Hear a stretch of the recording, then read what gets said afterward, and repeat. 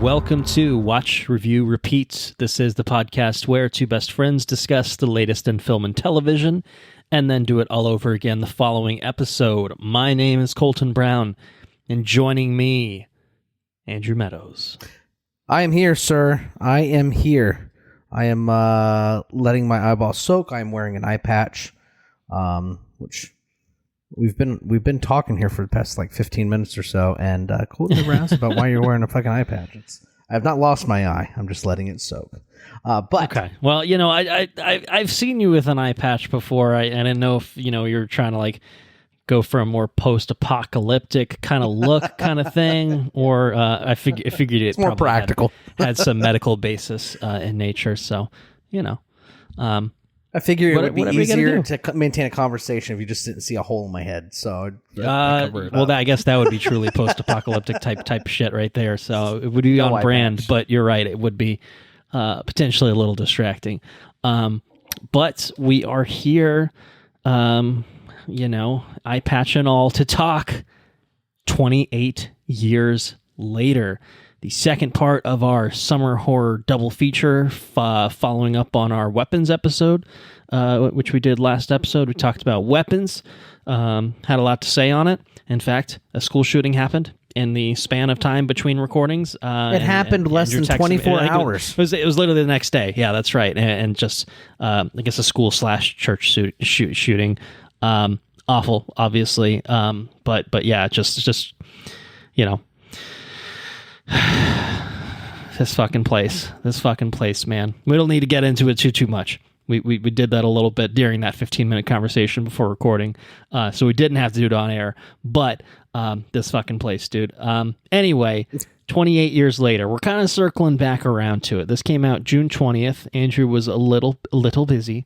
Yes. In the month of June of 2025, with little baby Nolan. But you I guess you made some time, watched it at home. It's now on video on demand. I caught this in theaters, so it's been a while. It's been a little while. It's been a little while. I'd have to go back and check the actual date that I saw it, but we're fully in September now, so it's been a minute. But I've tried to, freshen up on it and, be prepared to talk about it. I certainly had many thoughts coming out of the theater. I can tell you that much right now. And I can also tell you, funnily enough, we were thinking about like, oh, how should we do this? Should we do 28 years first? Because obviously it came out way earlier than Weapons did. And we had this idea that like, well, let's do Weapons because we can recommend whether people should go see it in theaters. Yeah. And, and at the time we recorded, it wasn't going to be out on digital or anything anytime soon. And then go fuck me, within a day or two, they announced that it's coming to digital early September. So I think by the time that episode actually went up for our listeners, it's probably available VOD. But I think it was like a really quick thing. I feel like WB's had a pretty quick turnaround putting things on digital, so there's still crossover where it's still in theaters if you want to go see it in theaters.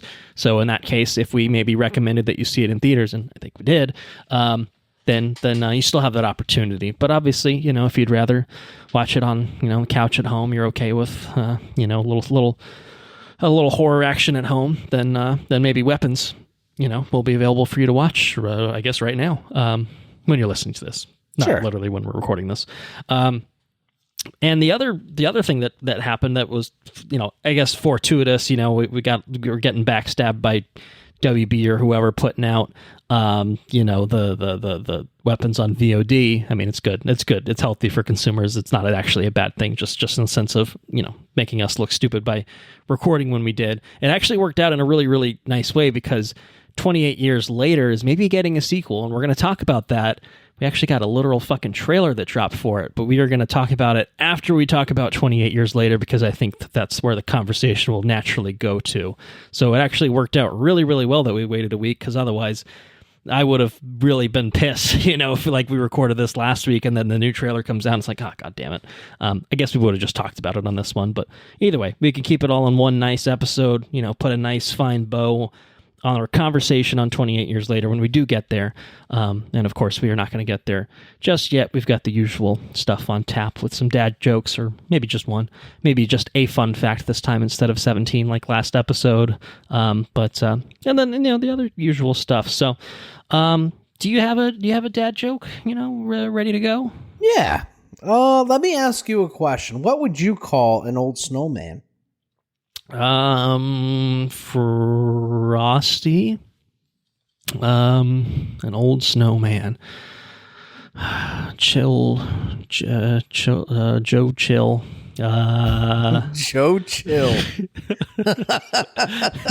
He killed Batman's parents, in case anyone's wondering. He's not an old snowman. He's a fucking murderer. Yeah, my brain went to Frosty the Snowman, but I feel like I'm not really getting anything out of that. So, what about water?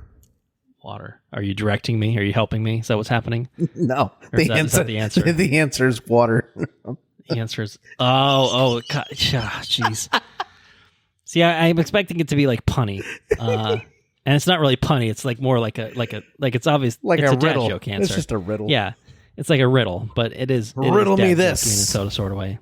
An old snowman, water, and maybe a pile of sticks and a carrot and some buttons, two lumps of coal. Yeah, some coal. Oh man, sorry, that's the second week in a row. I didn't got anything good. Yeah, our horror double feature is not going well on the on the dad joke front, I should say. That's the way dad jokes often go, though. That's how. It was a horrible streak for a long time, and then I feel like I got spoiled a little bit. Like I was getting a little big for my britches of like getting them right. Almost every episode or every other episode now. I've been brought back low. But that's okay. That's how it goes. There's always the next episode. There's always another dad joke. So we'll just have to see what happens the next time we record. But I have a fun fact to tell you about 28 years later. If you're lay it on me. What type of fact do you have for this movie? It's like a technical fact about how this movie was made, and it's an interesting symmetry to something. Well, I guess maybe I should say I'll backtrack. There are two fun facts that I'll throw out. The first one's not really a fun fact. It's just that this is the third in the franchise. 28 Days Later and 28 Weeks Later came out quite a while ago, and what I will say is if you dare bring yourself back 5 years ago, we did a COVID-19 pandemic special episode where I think we covered like 7 movies kind of related to viruses and that sort of thing. And so 2 of the movies we covered on that episode were 28 Days Later and 28 Weeks Later. So we've talked about the predecessors to 28 Years Later on this very podcast. If anyone is curious to hear our thoughts circa 5 years ago, go listen to that episode. Again, it's bringing you back to dark times, and you maybe don't want to be reminded of such things, but hey, we might be heading to dark times, so it is what it is. Get prepared. Did we ever leave? It's documentaries of the future, man. It's like Idiocracy was a preview of things to come. It's kind of the same sort of idea. It's just except more people are dead. That's a rewatch. I need to rewatch that. I haven't seen it in a long time. Instead of people being dumb, it's just people are dead. So it's great. Everything's good. We laugh. But yes, go listen to our episode. I actually went back and listened to our thoughts, and Enrique Jaime joined us for that episode as well. So shout out to him as well, because he was the doctor. He could give us the medical insight into, is this really how this kind of thing would work? And like rage virus is it's a virus that turns people into zombies. It's how is it realistic? Well, I guess to be determined. We don't know what the future will bring. There's some crazy shit, man. But the original 28 Days Later, to bring it back to the actual fun fact, I'm all over the place so far. One of the things that we talked about was, man, this movie looks like dog shit. The original 28 Days Later looks like dog shit. It was filmed with basically a handheld camera. It was a $4,000 prosumer camcorder that had interchangeable lenses, wrote data to many DV tapes, a Canon XL1. It was a digital camera. That was a 2002 movie. So you're talking technology from the early 2000s, and it was like stuff they shot commercials level on. Shit. Right. Yeah, stuff like you needed a healthy chunk of money, but you could go buy that thing, And as a result, that movie looks like shit because that was something that basically recorded standard definition.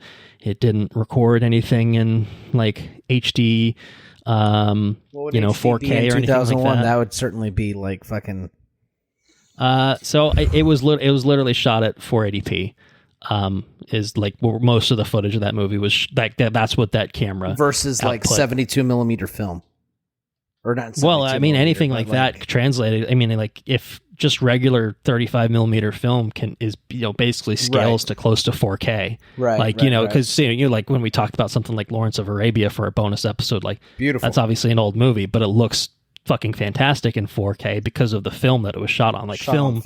Yeah. Natural film is at a pretty high resolution, certainly relative to the early relics of the digital age in terms of filmmaking, which is 28 days later. Like something like Star Wars Attack of the Clones was shot partially digitally, where like special effects were rendered at I think almost sub 1080p resolution. So like some of those movies arguably looked like ass at the time they came out, look even worse now. And that was true of 28. Like, we spent 5 minutes just being like, holy shit, this movie looks fucking terrible. And it sucks because this movie's great, but holy shit, this movie looks terrible. And you have to get over that hurdle to enjoy the movie of being like, oh my God, why does it look like this? And they did that because that's the only way that they could film like the vacant London scenes is like they didn't have time for full setups with like a full camera rig, blah, blah, blah. They were limited by technology. So what they did is use the available technology to make it happen with the budget and time and constraints that they had. And so, I think it lent to the kind of like the flavor of those movies. You know what I mean? Oh yeah, they have totally, like this grungy guerrilla kind of feel to them. You know? Yes, and I think although it visually looks bad, like it does certainly give it a very unique aura and feel that, I mean, even 28 Weeks was shot with modern, at the time, modern pristine technology, and it just looked like a movie, it wasn't distracting as a result, but, it definitely lost a little bit of the uniqueness that something like 28 Days had. Now, fast forward to, I guess we'll say year 2024, when Danny Boyle and company are shooting 28 years later. What do? They say, well, I guess we could use some more consumer technology. Let's shoot this bitch on an iPhone. So this movie is shot on an iPhone 15. And I should say it's shot on a bunch of iPhone 15s. They had rigs with tons of iPhone 15s set up, rigged to $100,000 lenses and shit like that. So it's a little bit of a misnomer, like shot on an iPhone. But the idea being that these are freely available, they're very portable. It's a little easier than traditional camera rigs. At the same time, there's a little bit more flexibility to do it, to shoot in the wilderness and stuff like that. And they can do fun, cool rigs with these things. And so, this movie can be said. What can be said about this movie in terms of the fun fact that I have is it was technically shot on an iPhone. Now, it's not the same thing as whipping out an iPhone out of your pocket and, whipping it around. It's, like you said, there's a lot of compliments to it to get it into a place where it looks the way that it does. This movie doesn't look like 28 Days Later. And part of that, obviously, too, is iPhones can shoot at 4K. They can shoot 60 frames per second. They have some pretty mean technology in them, and the power of the camcorder in the palm of my hand. It's got some pretty intense technology behind it. But yeah, they did a lot with these iPhones in making this movie. So entirely shot on iPhones, or was it certain sequences shot on iPhones? I believe the whole movie is shot. I think that's my understanding. I don't know that 100% for a fact. I believe the whole movie was shot with these iPhone rigs, and then there are certain things where, the rig, there's graphics, death sequences kind of thing. Yeah. It has I think that the rigs were specifically used to get a bunch of different angles to make those scenes work the way that they do in the kinetic, movie. Yeah, right. Yeah. So, but as far as I know, and I could be wrong. As far as I know, I do believe that the movie was shot with an iPhone. Wikipedia says primarily shot with an iPhone 15 Pro Max.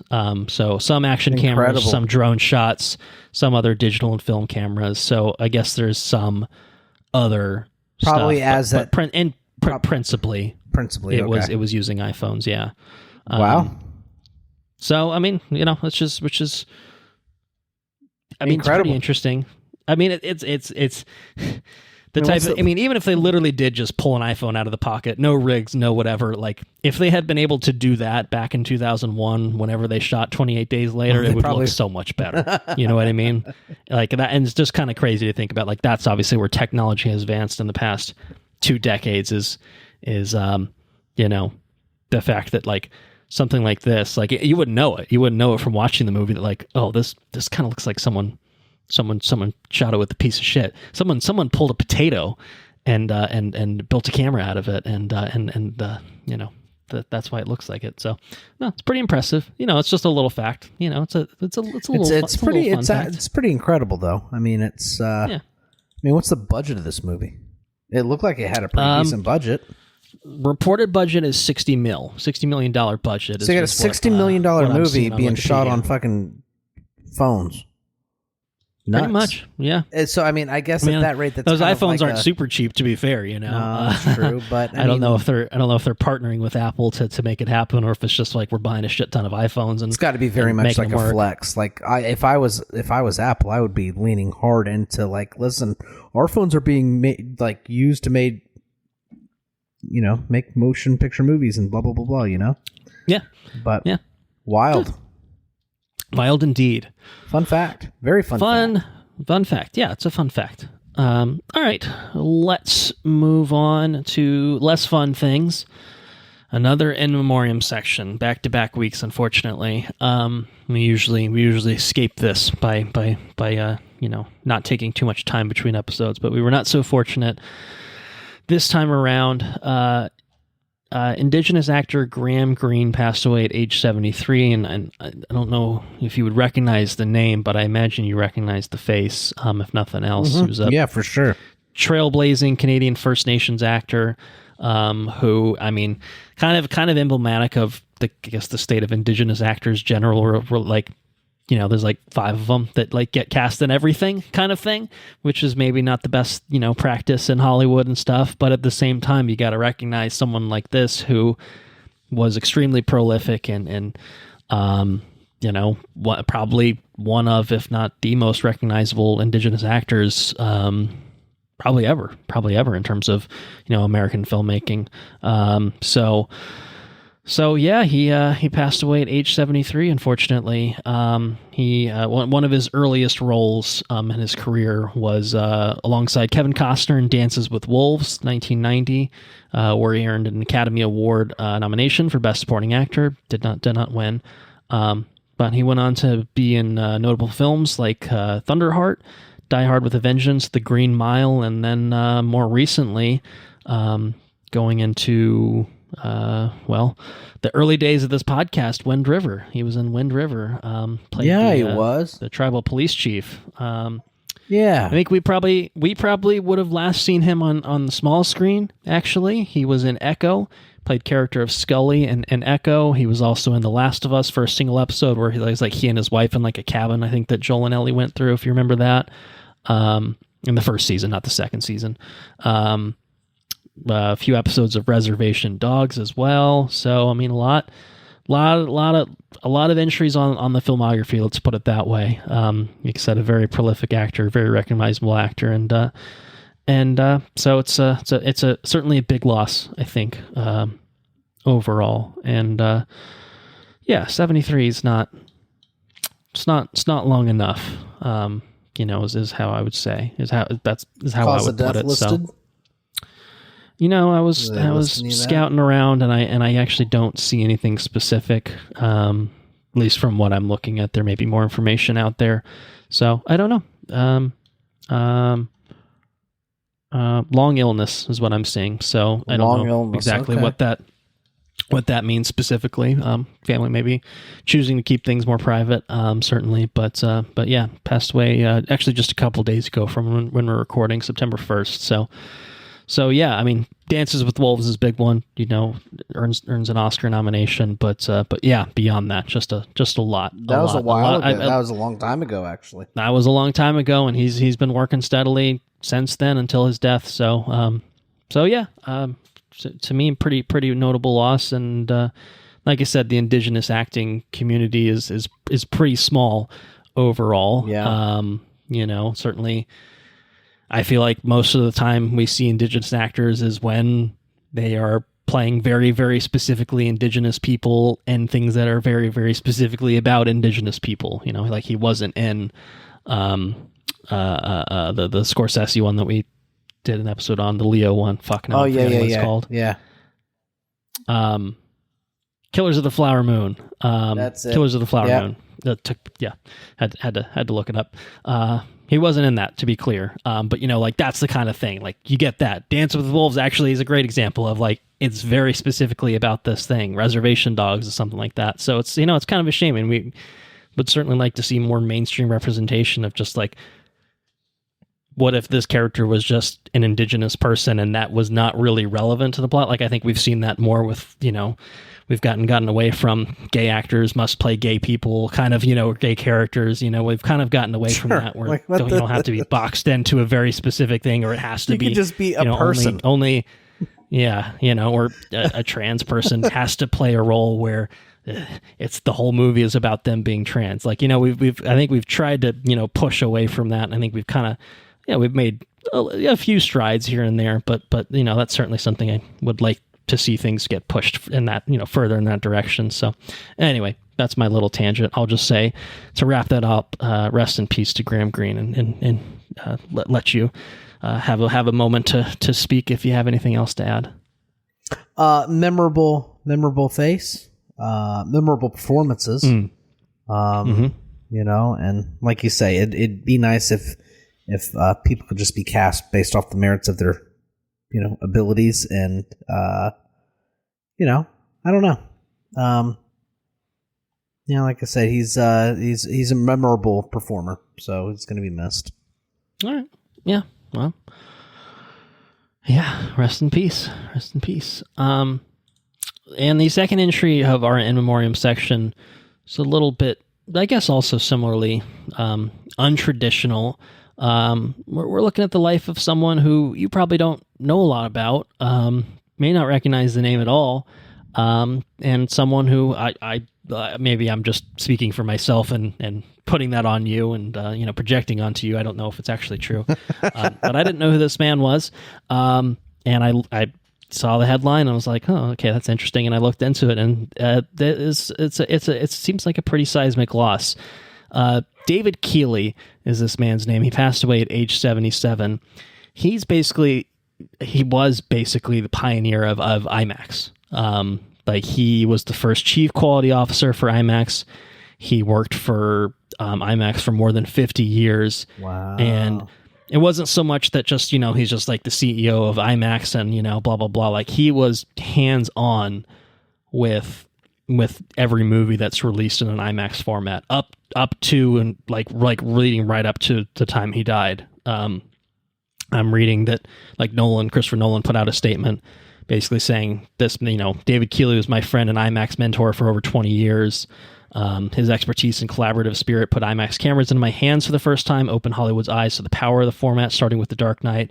And just 3 weeks ago, he had just finished reviewing all the dailies for the Odyssey, which will be the first movie ever shot entirely with IMAX cameras. Wow. So he was a big deal and certainly had a major impact on Christopher Nolan and what he does. I think Ryan Coogler put out a statement as well because he worked with him on Sinners earlier. Well, last year, leading up to the release of Sinners earlier this year, and basically saying they reviewed every frame of test footage, looked over like he was extremely hands-on with all this. James Cameron put out a statement, Denis Villeneuve, basically all the fucking heavy hitters in terms of IMAX technology and all these directors that have put out some massive fucking projects from the upcoming Odyssey, but obviously many of Nolan's past releases, to Sinners, to the Avatar movies, to the Dune movies. This guy did a lot for the format, and he did it in a very behind the scenes sort of way that you and I, his name's probably in credits. We've probably literally seen his name scroll by in credits without a thought about it. But yeah, it was clearly a major player in bringing these movies to life in a way that you and I love seeing. So yeah, I mean, hopefully someone can certainly, step into that role and step into those shoes. But you gotta at the same time recognize like this guy made it happen. Movie theaters are kind of a dying art in some ways. But IMAX, that's the type of experience you can't really replicate at home. No, definitely not. Certainly when it's done properly, when it is a true IMAX, audio visual experience, it is kind of unparalleled in its own sort of way. So yeah, it's a big loss. Rest in peace to David Keighley. Again, I'll leave a little space here if you have anything to add as well. Yeah, I feel like someone that's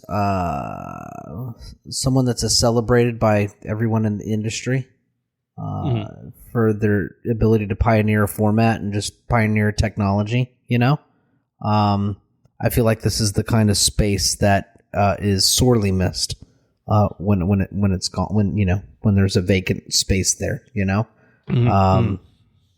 So, I mean, we obviously, because he was so behind the scenes and because, there's not a lot, I would imagine there's not a lot about what he did out there. You know what I mean? I imagine that's not something that everybody knows. I imagine that we won't know how it's missed, but I think that we'll feel it. You know what I'm saying? Yeah. I mean, if nothing else, certainly the people that work hands-on on this stuff to get it, ready for you and I to watch in a theater, like I'm sure they'll feel the impact, or maybe feeling it already, so. Yeah. That's a bummer.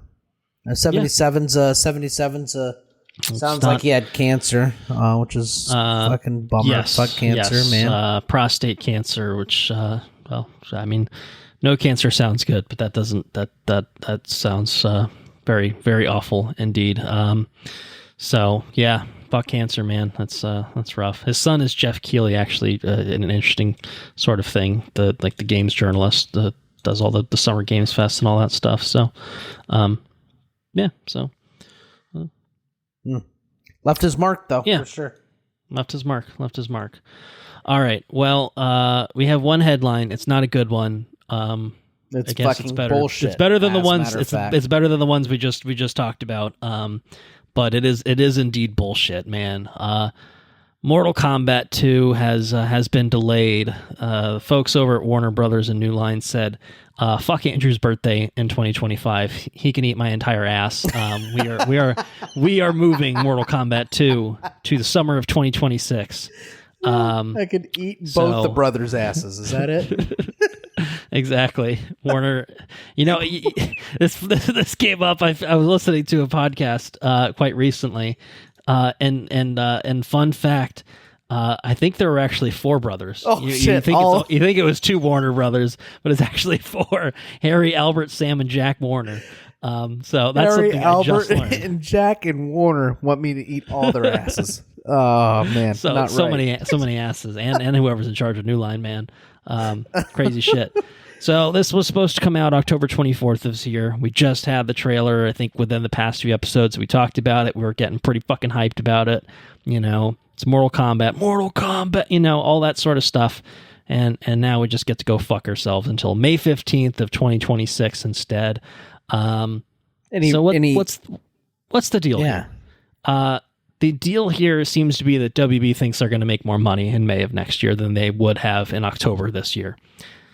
Obviously, you can't really know that to be true, but the reasoning is the Red Band trailer was getting a lot of eyes on it, so it seems like they think there's a lot of hype for this, and October was looking a little too busy for the competition, and it was like the weekend before Halloween, so it's not exactly like a prime horror movie kind of thing. So they're basically putting in the same approximate slot next year that Final Destination Bloodlines came out this year, which did really well for that. So the idea is, let's put it somewhere that we think that more people are going to see it, and we'll make more money because more people are seeing it. I mean, I guess that might be true. I really don't know. Business people make business decisions. It is what it is. But this movie has basically been done and like ready for like a long time now. Like this movie could have come out in May of this year if they really, really wanted it to, because it was basically ready. I think they shot pretty much all of it last year. Filming began in June. It was paused during the strikes, but they finished filming it in January of 2024. So this thing's going to be sitting in post-production for 2.5 years by the time it comes out, which is pretty crazy. I mean, obviously there's some effects, certainly, but not 2.5. This is not Avatar. You know what I mean? It's a bit different. Yeah, they're really just sitting on this. They're like sort of giving it the Coyote v. Acme treatment, but I guess technically it will get released. But it does seem like it's like they're burying it, but still trying to give it a primo spot. It's weird. So I don't know. It is bullshit. I think you nailed it. You nailed it in one.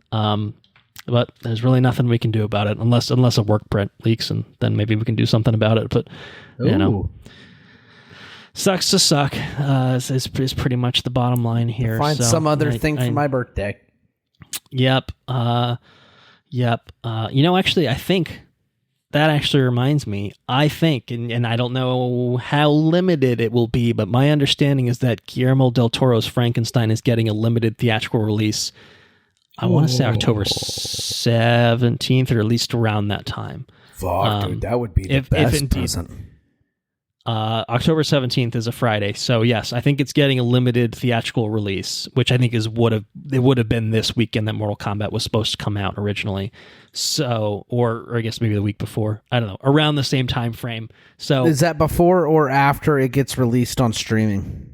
That is before. So it's a November Netflix drop, but I think that, and they're doing the same thing with the Knives Out one, that they're going to put it out in theaters, limited release in theaters a few weeks ahead of time. And to me, the question is, all right, how limited is that? Is that 1,000 screens? Is that 1,500 screens? Is that 25 screens? Like it could be LA, New York, Sure. It could, so I don't know how limited it's going to be. I mean, I feel like Glass Onion had a pretty decent, wide enough release. So hopefully it's something like that, but TBD. But either way, you will not get Mortal Kombat 2, but maybe you might have to drive a little bit. Maybe you will get Guillermo del Toro's Frankenstein around that same time frame, and I think that's a worthy substitute. Very different movies, but I think maybe a worthy substitute. So either way, that's our lone headline. So it's time for some trailers. The first trailer that we have is for an upcoming HBO show, which is actually starting to air in just a few days, so probably will have started airing by the time you're listening to this. You listening at home, on a bus, on a train, on a plane. This is an HBO show called Task. It's called Task. It stars Mark Ruffalo. It's from the creator of Mayor of Easttown. And it's, sort of a similar-ish kind of thing. I think it's a similar area. I don't know if it's literally in Philadelphia that it's supposed to take place, or if it's like a suburb of Philadelphia, like Mayor of Easttown was in Delaware County, which is a surrounding county of Philadelphia. But yeah, Ruffalo plays a Philadelphia-based FBI agent, and he's put in charge of a task force to end a string of violent robberies. So what would you think about this? This catch your interest at all? It did. It looks pretty incredible. I'm very excited. The creators of Mayor of Easttown, I don't know who the creatives are behind the Mayor of Easttown. But Mayor of Easttown was quite excellent. It was very good. It was very good, yeah. Very good television. And this looks like it's very, very compelling as well. So Brad Inglesby was the creator of Mayor of Easttown. He's Inglesby created this, written this. Looks like he at least wrote part of all 7 episodes. It's going to be 7 episodes running through October 19th. So it's good and tight. I like it. Yeah. And it's billed as a miniseries. This is, like Mayor of Easttown, get in, get out, tell your story kind of thing. I like it. I think I might like it a lot. I'm very excited about it. I don't think I have my HBO account active right now. Might have to re-up on it. Ooh. Oh man. Yeah. Well, maybe there's some other stuff coming out. I don't know that makes it worth it. I think that It series is supposed to drop around Halloween, but I feel like we weren't too jazzed about that. I wasn't too jazzed about that one. I do need to finish Last of Us though. That would be certainly a motivating reason to go back. Yeah, maybe there's another. We'll find out. It's just there's always stuff on there to watch, but at the same time, there's stuff on everything to watch. So if you just are spending all the money all at once, then you're inevitably not watching a bunch of shit that you are paying money for. So I mean, it's valid enough to not pay money when you're not going to use it. So but we put them on cycles. I actually started watching. There's an animated thing on HBO that I started watching, and I kind of like. I'd like to be able to get to the point where I can watch this stuff with Bennett, but it was just a little bit too like gory. It was the Scavengers or something. Scavenger's Reign. Yeah, I think that's a little bit more adult coded. Yeah. The art style was really intriguing. It was really fucking cool, but there were a couple sequences in there, and I was struggling to watch. I'm like, I'll watch it some other time. So, anyways, Task looks incredible. What'd you think? Do you think it looks incredible? I'm intrigued. I like the cast. I like the setting. I liked Mayor of Easttown a lot. I think it was definitely in my top 5 the year that it came out. 2021 maybe. Something like that. Yeah, I mean, I kind of feel like, it's been a few years. Let's see what this guy's got for us. I like that he's, kind of playing with similar setting, but like a different vibe at the same time. It's not, a murder mystery type thing. It's very much, I don't know, similar vibes without being a carbon copy, which I feel like feels nice. And I kind of agree with the, 7 episodes. I think that's a good solid package. Give me a mini series of 7 episodes. Yeah, I'm sold. I'm sold on that. Some early reviews on this seem to be pretty good overall from what we can see. This is right around the corner. So again, by the time you are listening to this, you should probably be able to at least watch that premiere if you have an HBO Max subscription.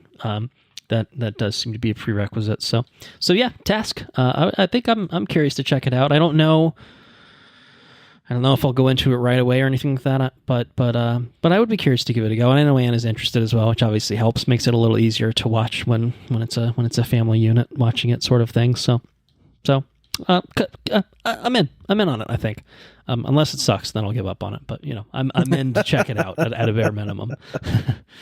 All right, moving on. Our next trailer.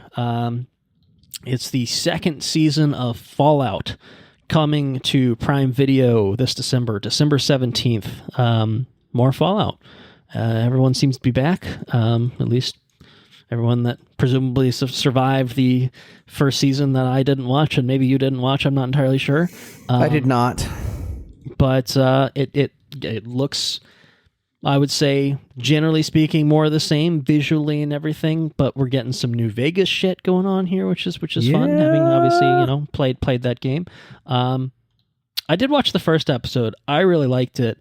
I don't know why I stopped watching. I think it was maybe kind of the thing that I was saying, where it's easier to watch things when Anna and I are both watching something versus me carving the time out to watch something that she doesn't really have any interest in, which this kind of fits the bill for. This looks good. I mean, I watched this trailer and I'm like, well, is it going to be spoiler? I'm like, I don't care that much. But it did make me interested to go back and watch season 1. And, if I can do it before December 17th, great. We'll see. But I do really, I am interested in this. I'd like the video game franchise of Fallout. And it's 8 episodes, and then like high budget, high quality. Jonathan Nolan, I think, was like he's like the showrunner on it, as far as we really see. Produced it, worked on it, or something like that. So, or wrote on it. He worked on it. I don't know if he's like the guy necessarily, but I do know he was involved pretty heavily in the pilot and stuff like that. So yeah, what do you think? Did this move the needle for you? It did. I'll be honest with you. I never played New Vegas. But I've always heard spectacular things about that way, the way that game was written. And I don't know, season 2 really seems really interesting. In ways that the marketing materials didn't really hook me with the first season. Well, I mean, the first season was definitely, at least even from that first episode, it's a lot of vault stuff. They're in the vault, and it's like discovering the world after getting out of the vault sort of thing. And this is very much like, we've done that. We've done the setup part. Now we get to just explore this crazy fucking post-apocalyptic world, you know? So I think that obviously that's kind of the built-in advantage of doing a follow-up is theoretically the hard work's done. You know what I mean? Right, Like you've kind of laid the groundwork that people, you're going to know these characters. It's like, you know, it's Lucy, I think is the character's name. You know, and Wally Goggs is here as the ghoul, you know, like, it's like, all right, you're following those two. There's maybe some other characters you're following too, potentially. So yeah, I don't know. It feels like it should be our shit, right? I mean, to be quite honest, it feels like definitely. It should be. I was pretty keen on this trailer.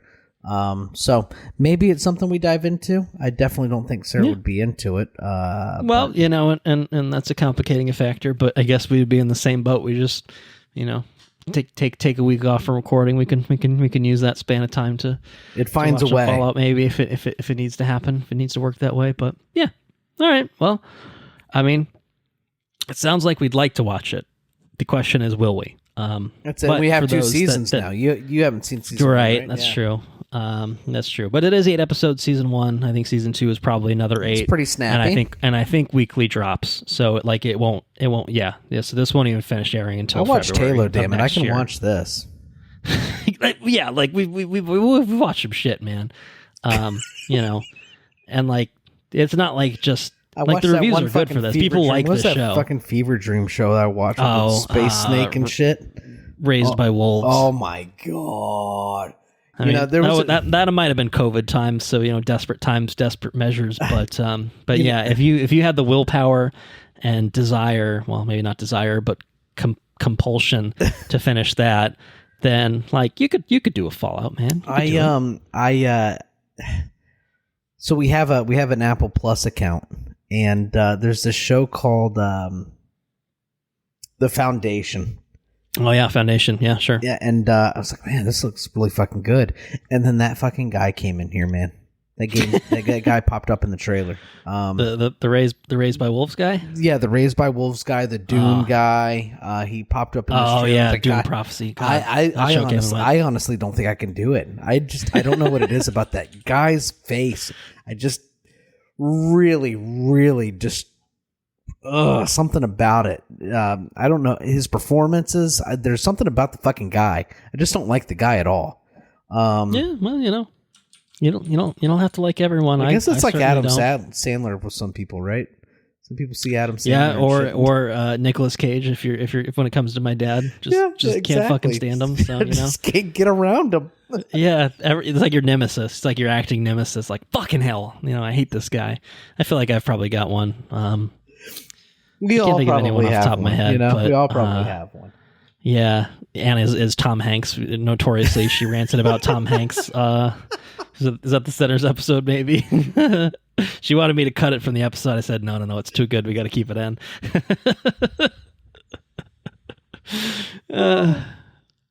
Anyway, we all all have right. them. So, anyways, we all have them. I got to think about who mine is. I don't know. Maybe you don't. Maybe you're a better man than the rest of us. You know. No, there's someone that inevitably just drives me fucking insane. I just don't know who it is yet. Or maybe I do, and I'm blocking them out of my brain. I don't know. All right, Fallout Season 2, December 17th. And just 1 month later, you might wanna subscribe to HBO Max in January of 2026 for Season 2 of The Pitt. We got a teaser for it. Anna told me not to watch it because it might spoil Season 1. She watched Season 1? She didn't watch Season 1. We want to watch Season 1, but we're still working through fucking ER and all 33 seasons of it. God damn it, dude. I think we're in season 11 or 12. We are winding down. We will theoretically be able to watch The Pitt before season 2 comes out in January. We still have the rest of 2025 to make it happen. And I think we will. But I didn't watch this teaser. I know that you watched season 1, and I feel like you thought it was quite good from the way you talked about it. So how you feeling on season 2 based on this 1 minute and 2 second teaser? You pretty excited for the return of The Pitt? It seems like more of the same. in a good way, I guess, right? I mean, that's what this kind of show is supposed to be, is, however many hours in an ER. Single shift, right, was the kind of the idea. Very repeatable process. Did I finish that this year, or was that last year? I think I think it was this year. It's like one of those rare shows that like they're just making it every year.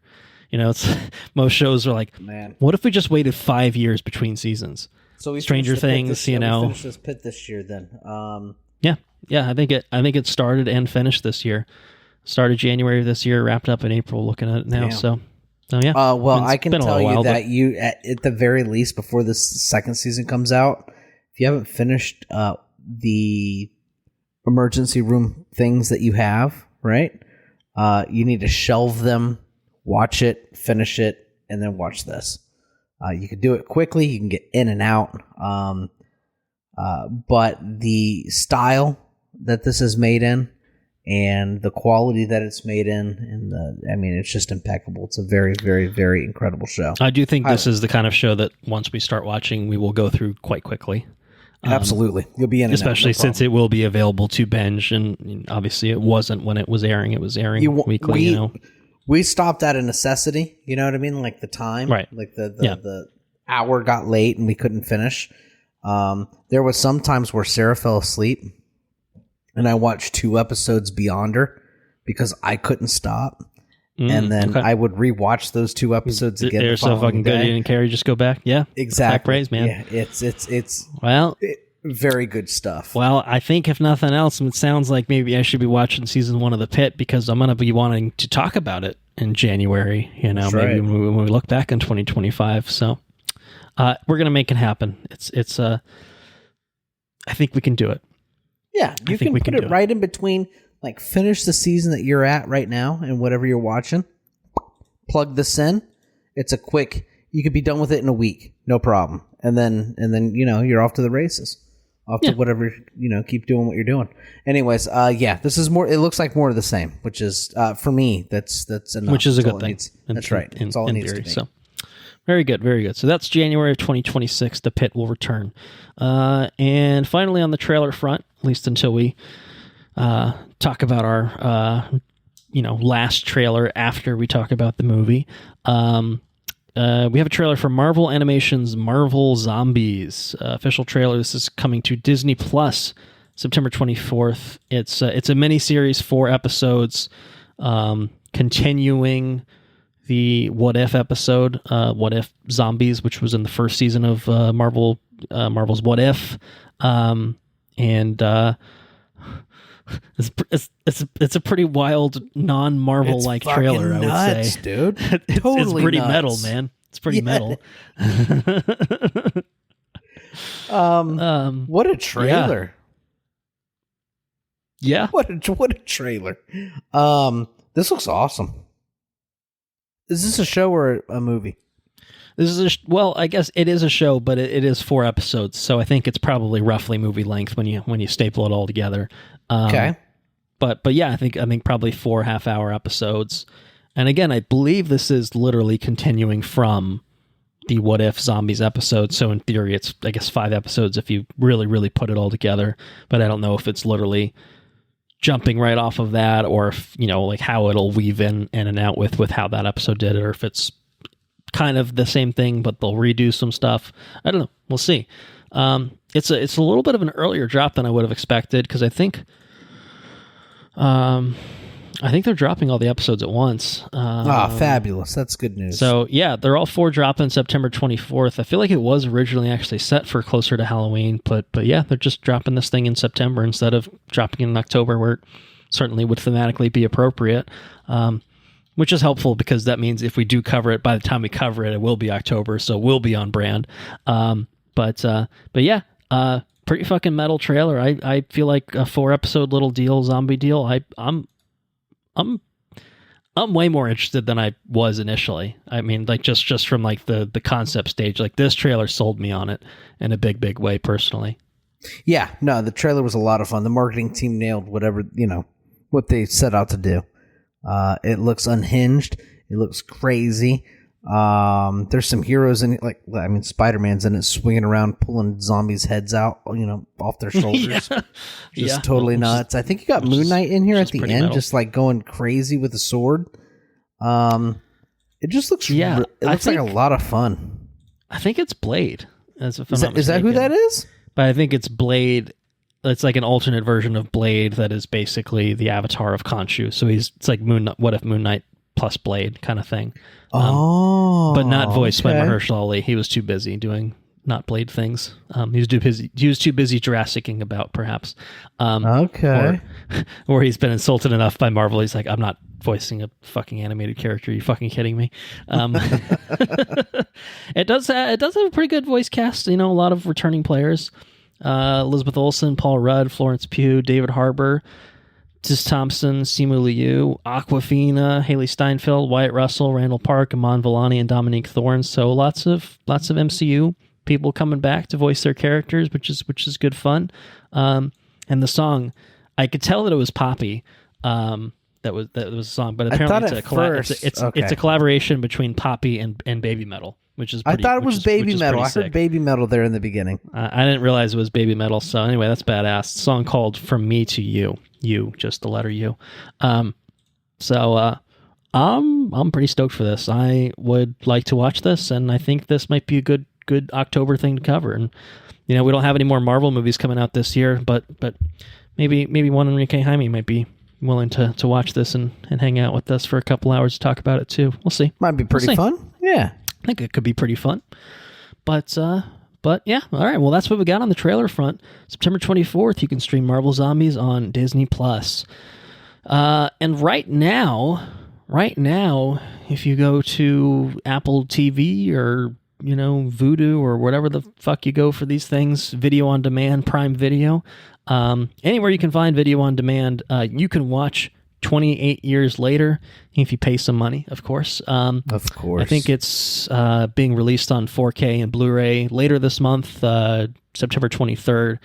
It's a Sony movie, and Sony's the one company in Hollywood that doesn't have their own streaming platform, but I believe they have a deal with Netflix, so theoretically this will come to Netflix at some point, probably by the end of the year, if not by the end of this year, then early next year. But there are ways to watch 28 Years Later.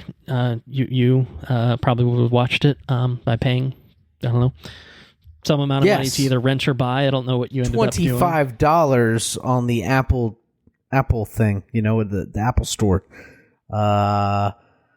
is what I spent to watch this. Was it a rental, or did you just buy it outright? No, it's $20 to rent the fucking thing. It's $25 to buy it. Yeah, that's what gets me. It's like, well, I'm just going to spend the $5 because I can't spend $20 to rent a movie. That's just insane. I mean, I understand like it's theoretically 2 movie tickets, if you went to AMC, but like it's different. It's just fundamentally different. Yeah, it's not the same. Not right. It's not the same. So anyway, well, I think that'll factor into our recommendation when we get there of, hey man, was it worth the extra $5? Was it worth the $25 overall? I don't know. We'll get into that. And maybe we'll have a good sense of how you feel after non-spoilers. But what I can tell you about 28 Years Later, other than that you can watch it now, is that it was written by Alex Garland, our boy Alex Garland, directed by Danny Boyle, reteaming. They were the same team that brought us 28 Days Later, some 23 years ago, not 28 years. Math doesn't math there. They fudged it a little bit. That's okay. The film stars Alfie Williams, Jodie Comer, Aaron Taylor Johnson, and Ralph Fiennes, sometimes called Ralph since he lost the Oscar last year. 28 years after the rage virus infected the British Isles, some have found ways to survive among the infected. I guess we could do a quick box office breakdown, even though this is exited cinemas, if you'd like. Absolutely. Wah, wah, wah, wah. Box office breakdown. Rage virus edition. Yeah, so we talked about, I guess, a roughly $60 million budget for this. Its theatrical run brought in $150 million worldwide, 70 of that coming domestically. And this came out June. This came out in June, I think the end of June, I want to say. June 20th is when this officially came out. I didn't actually check to see when I watched it, but I think it was within, It was within the first week or two because I saw it in Dolby. So to put that into perspective of, now being September, that's when I saw this movie. I think that's probably considered a pretty good result overall. It was not number one when it opened. It finished behind How to Train Your Dragon, which makes sense. Obviously, very different types of films, different range of ages that they are more appropriate for. But it was the highest opening weekend for the franchise, including 28 days and 28 weeks. And something, again, that we'll be talking about after our spoiler conversation on 28 Years Later is the fact that, hey, man, there's a second movie coming out and this 28 years later sort of thing. I didn't know about this until you mentioned it while we were recording. It's like, oh, fuck, I didn't watch that trailer. So, well, we'll pause before we get there, because I think it'll certainly be a natural conversation to have after we do talk about this movie. But yeah. And I guess what I can say right now is the intention of this is to create a trilogy. They wanted to make a 28 years later trilogy, not 28 months, then years, then decades or whatever, just straight up 3 movies in the same kind of time span, which is 28 years after the rage virus has infected the UK. And so they made this movie. They shot a second movie basically back to back. It's a different director that's not Danny Boyle directing. We'll talk about it a little bit more. And the third movie is a theoretical movie that kind of rides on the potential success or failure of the first 2 movies, which is, obviously makes sense from a business standpoint, but, kind of sucks if potentially, if they don't do well and then you have an incomplete story, that's not ideal. So TBD on whether number 3 is happening. I don't think it's officially been greenlit yet, but we are getting the sequel to this quite soon. But we'll talk about that. So just setting the stage for later. We'll talk about the continuation of this. But for now, we will focus in on 28 years later. No subtitle, just 28 years later. And let's kick this off with some non-spoilers. I mean, you probably watched this, I guess, probably 2-3 weeks ago at this point. Yeah. More recently than me. So I feel like you sent me when we were deciding whether to watch this when we were deciding whether to record on this or Weapons First. I feel like you hinted how you felt about this movie, or at least relative to Weapons. So I'm curious to pick your brain on this. I'm curious how you felt about 28 Years Later. So I think this is a well shot movie. I think it's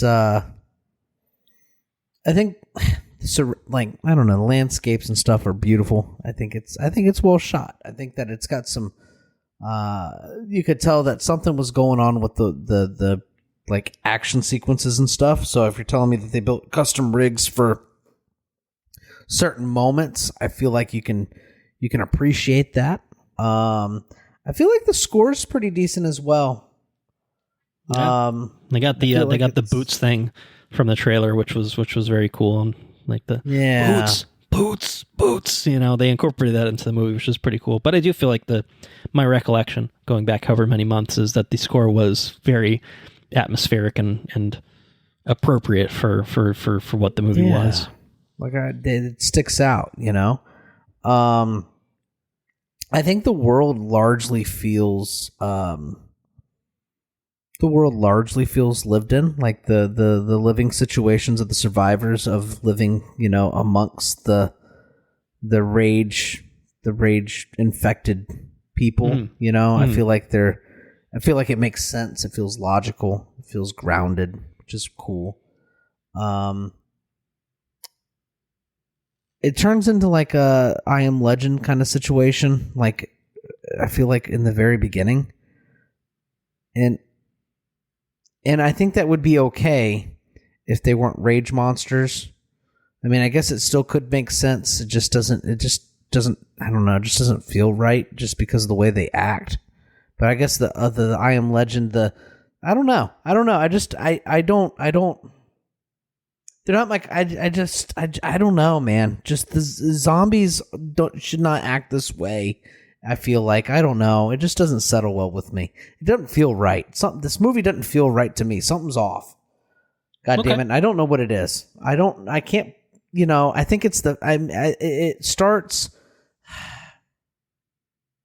It starts with like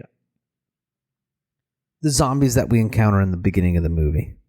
Starts with them, Well, yeah, and I don't. You not can really leave spoiler, but it starts close in proximity to the rage virus infecting, and then there's the big time jump of what's happening. 3 decades later. It's more of what happens whenever they leave the island, right? And then that's when the I Am Legend situation kind of presents itself, and then it's kind of perpetuated like later on in the movie, and by the I Am Legend. Let me explain that. So I Am Legend is it started out as a short story. I can't remember who wrote the short story. I read it in like middle school or high school, I feel like. But Will Smith. I feel like it wasn't only Will Smith. There was a version of I Am Legend that came out with I cannot remember the actor to save my life. There's a few different ones. There's a the Omega Man Charlton Heston one. Oh, Charlton Heston. Yeah, that's what I'm thinking of. That was I've seen that movie, and then of course I've seen the Will Smith movie. Is there any others besides those? Besides those two? There was another one, 1964, The Last Man on Earth, with Vincent Price as well, which is also technically an adaptation. I Am Legend's a 1954 novel written by Richard Matheson. Just to throw that in there. I do recommend the book. I think the book is well written. It's pretty short. It's 160 pages. Like it's a tight read. It's easy. But it's pretty thought-invoking. I think it's pretty thought-invoking. And I think it's at least me remembering it. I don't think that it's been executed as well as it was in the book. But the idea is that if you're the survivor of a thing, right, and everybody else has changed, the majority of people are changed, and you're the only one that is one particular way. And, it could be a parallel for, any number of different things, you know what I mean? But in this particular case, it's about zombies, right? So if you are the lone survivor of a zombie apocalypse and and every other living thing, right, is a zombie, you're killing all the zombies, right? You're surviving, you're doing what you need to do to survive and this and that. At what point are you to the zombies, the living become the problem? You know what I mean? Right. Because if they're intelligent or whatever, they develop a way of life as coping with their zombiness. And there's this guy that like comes in here and he's killing everybody. He becomes the problem. So he becomes the legend. Is kind of the premise there. I don't know if I explained that right, but anyways, these zombies after 28 years of life may have they've evolved in some ways, right? I think that's kind of a central concept of this is they are beyond traditional. In 28 days later, they weren't traditional zombies in the sense that they were fast-running zombies, which was kind of unique for or maybe it was the first movie to really do it, and then kind of became a staple beyond that. But they were zombies, but technically they were infected humans that were more or less mildly zombies. Their brain has been addled by this virus that's causing them to just act insane and feast on flesh or infect others. Blah blah blah.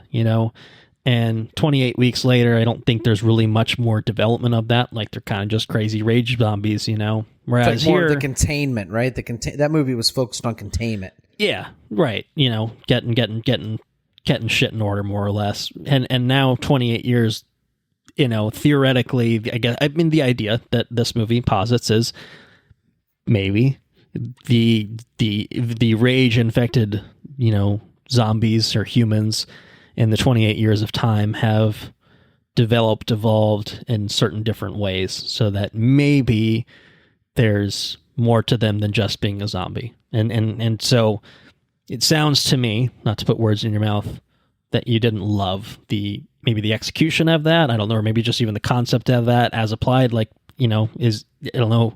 Are you thinking just let zombies be zombies, man? Is like what are you thinking? Like what is it that didn't? I just didn't. I just didn't. I don't know. I just didn't really jive with the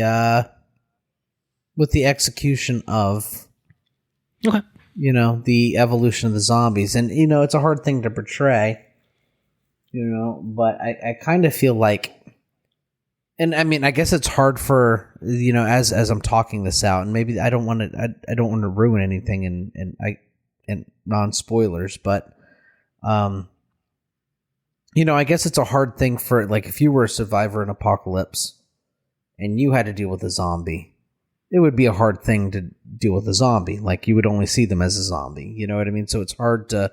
And this movie is largely following the survivor, and, it's got no real point of view from a zombie, because they're just fucking zombies. You know what I mean? But, I don't know. I think it's a hard thing to really execute. But I do feel like this is an I Am Legend situation, very much.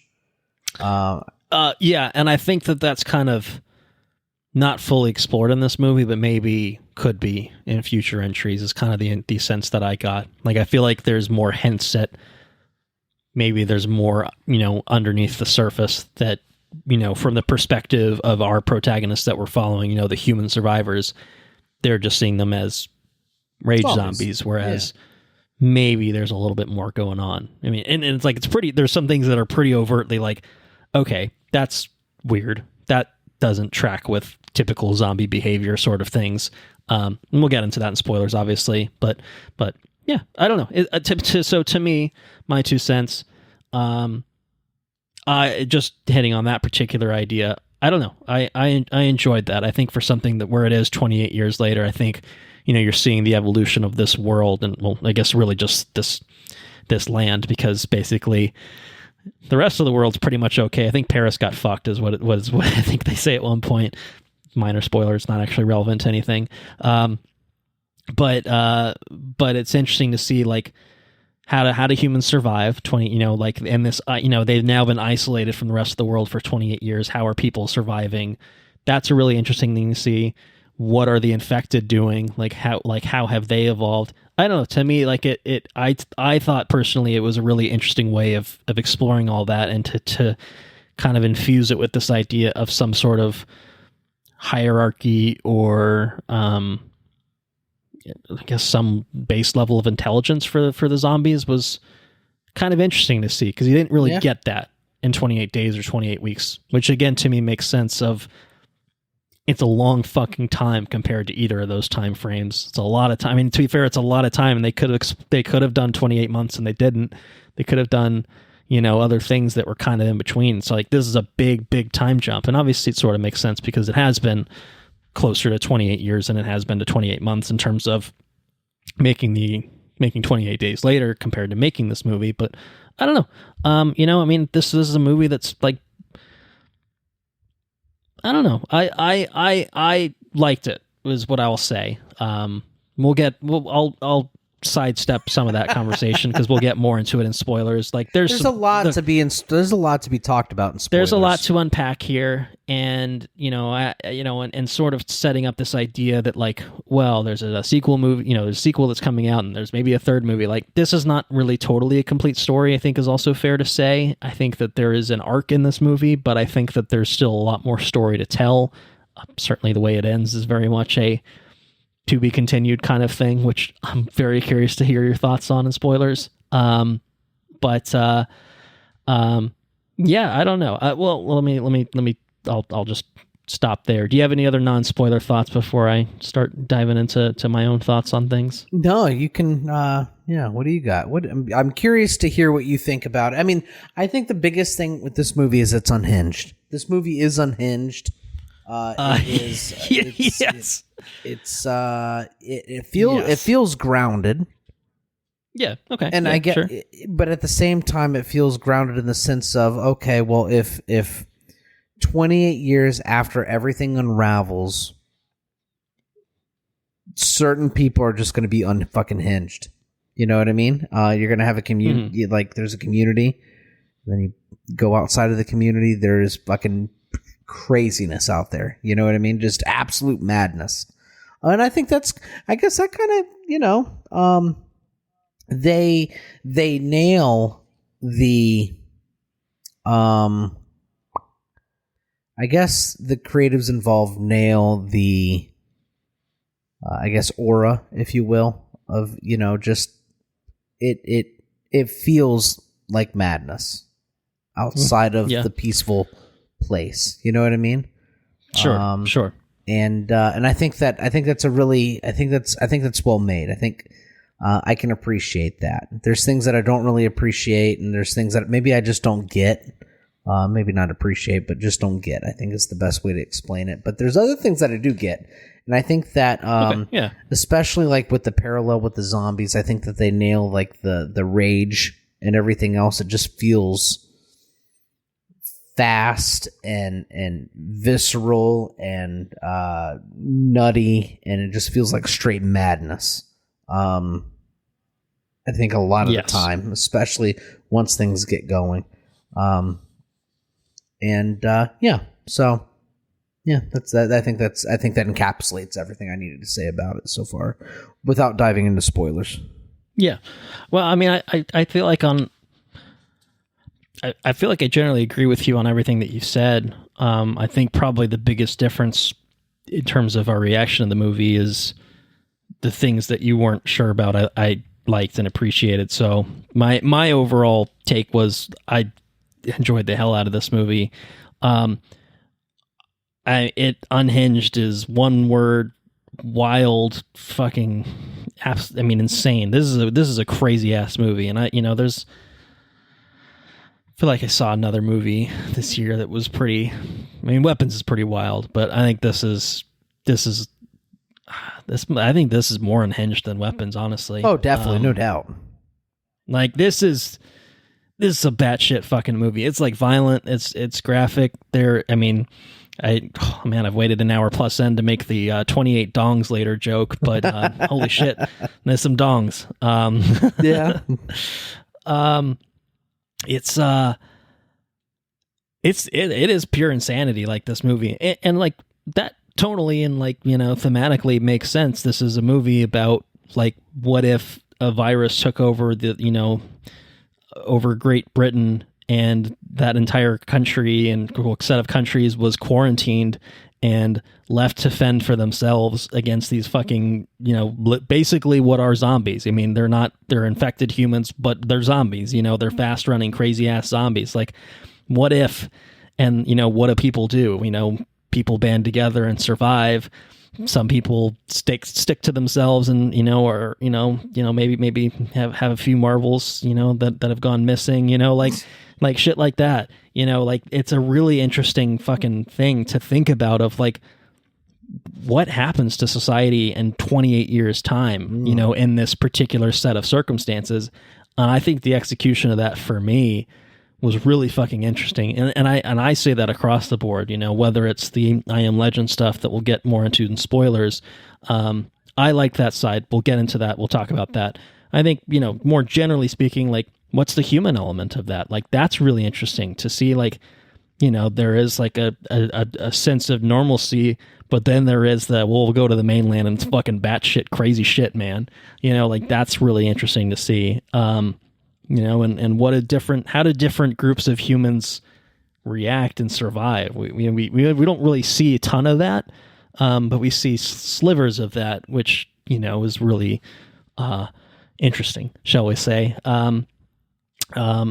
So I think from like a story standpoint, I was really, I really like the world building of it. To me, it felt like especially I didn't rewatch 28 Days or 28 Weeks prior to watching this in theaters, but in listening to my thoughts on it, from 5 years ago, like 28 Days is like, it does some weird shit, like you've got the kind of the London stuff in the beginning, and then they meet up with the humans, and then it kind of turns into Cillian Murphy being a crazy asshole, trying to survive. I mean, he's justifiably doing it, but like it's a movie that kind of shifts, tone and feel quite a little bit.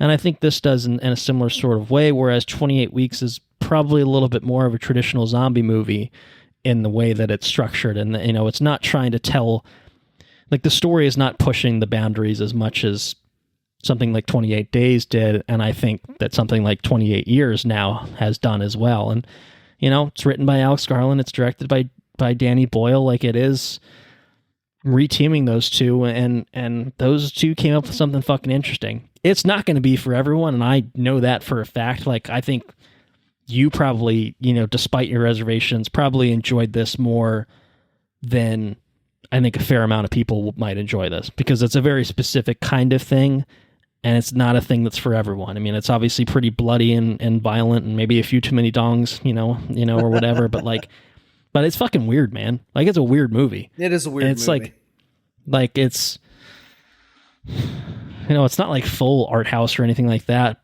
but it's pretty fucking weird. It's not, it doesn't really feel like a mainstream. To be fair, I saw someone online just describe it as British as fuck. And honestly, that's not far off either. Like, it's pretty fucking British. But I don't know. I enjoyed the zaniness of it, the insanity of it all. I mean, I saw this in theaters. I think that maybe, for me, that helped, I think, just kind of lock into just like this crazy fucking world for 2 hours. But I thought the story structure was really interesting, the way that the actual story is told. We'll get into that in spoilers, but like, who is your main character?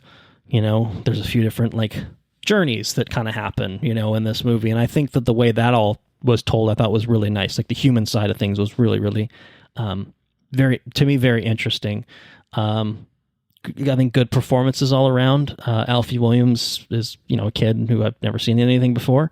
I thought he was quite good. Yeah, he was pretty decent. As kind of the more or less lead role in here. Jodie Comer and Aaron Taylor Johnson. I think Ray Fiennes was fucking outstanding in this. Yeah, he did a really good job. And Ralph, sorry. But and then just to round things out, I think, just to circle back to the thing you started with, technically it's fucking really well executed. I think, I think the scenery is very cool. I guess the Bone Temple, which maybe we'll be seeing more of in a movie named after it. But we'll get there.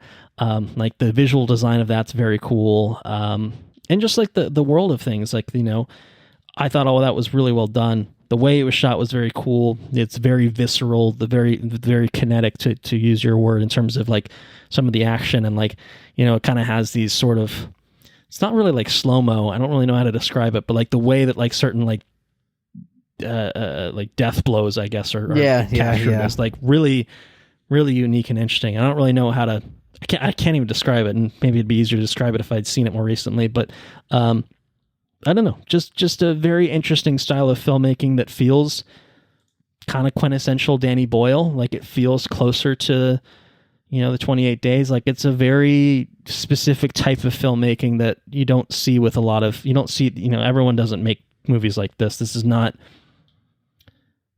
standard fare in terms of the style of filmmaking. And I think that also gives it a pretty unique sort of feel, which for me worked pretty well. So, I don't know. All around, I had a blast fun time with movie. it. Okay. I had a fun time with it. I really, really enjoyed it. I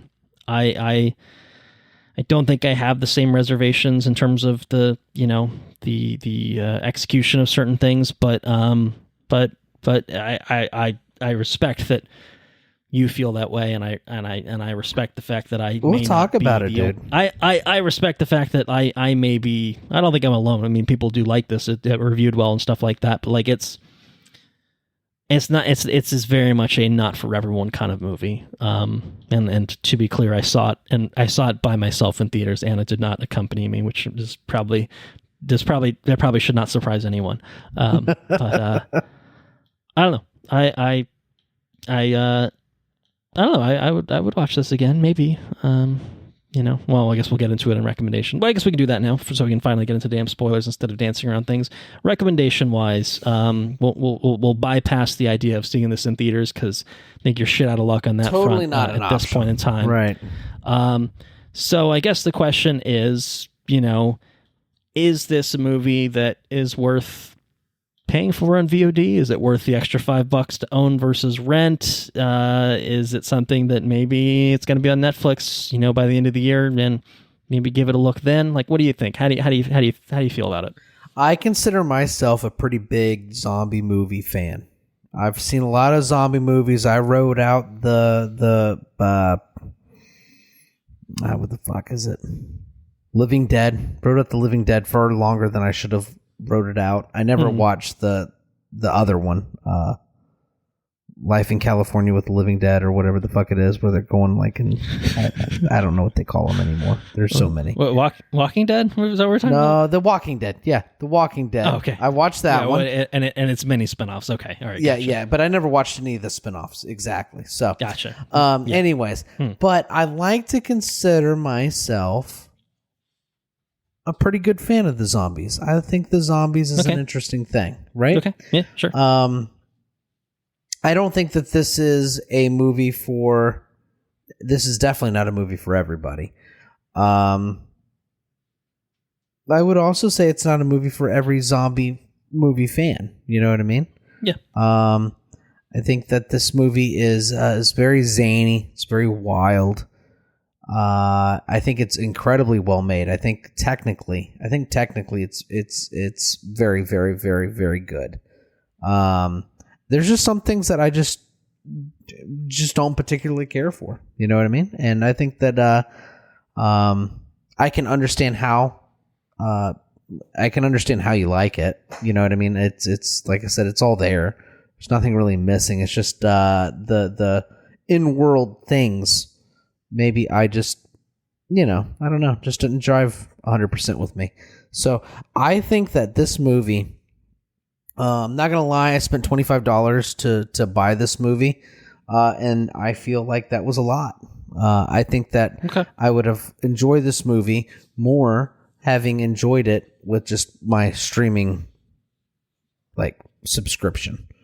Gotcha. So I would say maybe not spend $25 on it.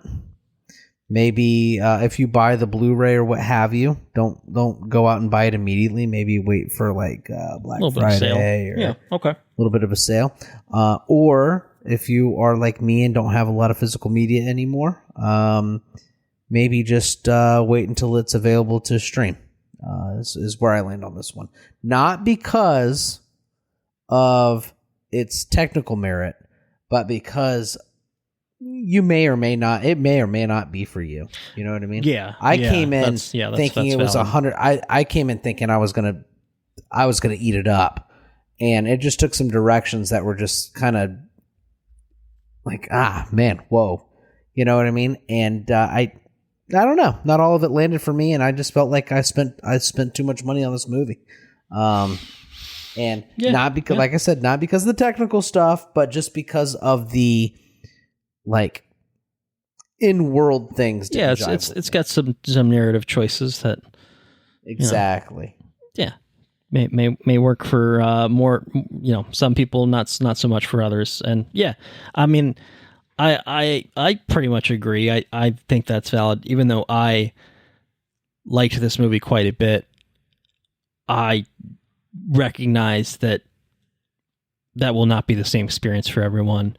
And so, to me, it's calling it, because of where we are now, if we had talked about this in June, I would have said go see it in theaters. Because, if this is anything that, with the caveat of being, you should know from the trailer or from, whether you've watched 28 Days or 28 Weeks, if this is anything that you're, interested in the first place.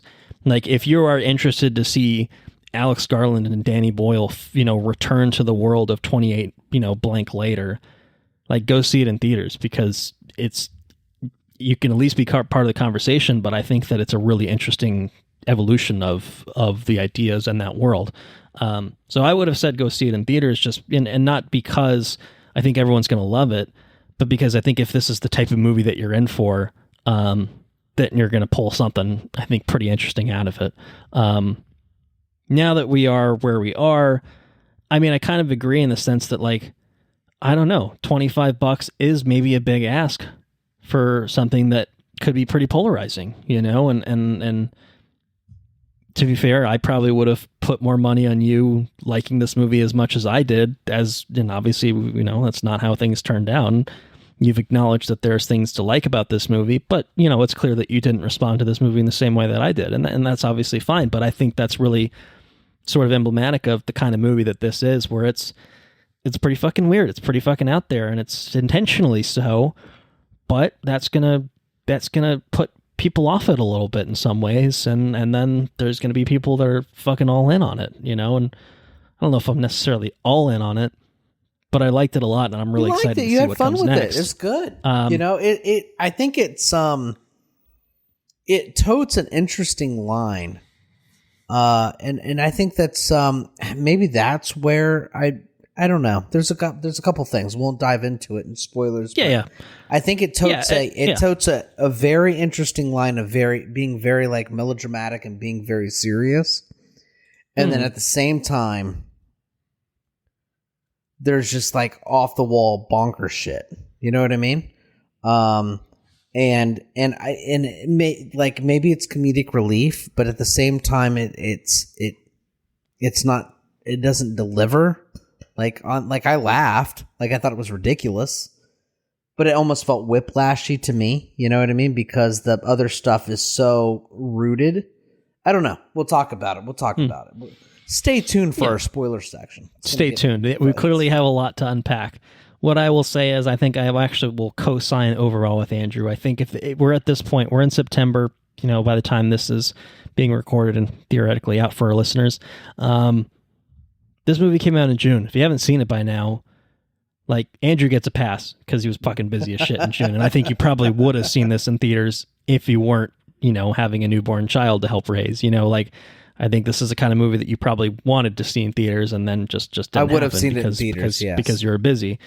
But I think for most people, if you are at the point now where you didn't watch this movie in theaters and you haven't watched it and you're listening to this now, I'm not going to tell you to go rush out and fucking spend $25 on it, because then I'll just get an angry email like, oh, it's not worth $25. Like, I should have listened to Andrew. It's like, yeah, maybe you should have.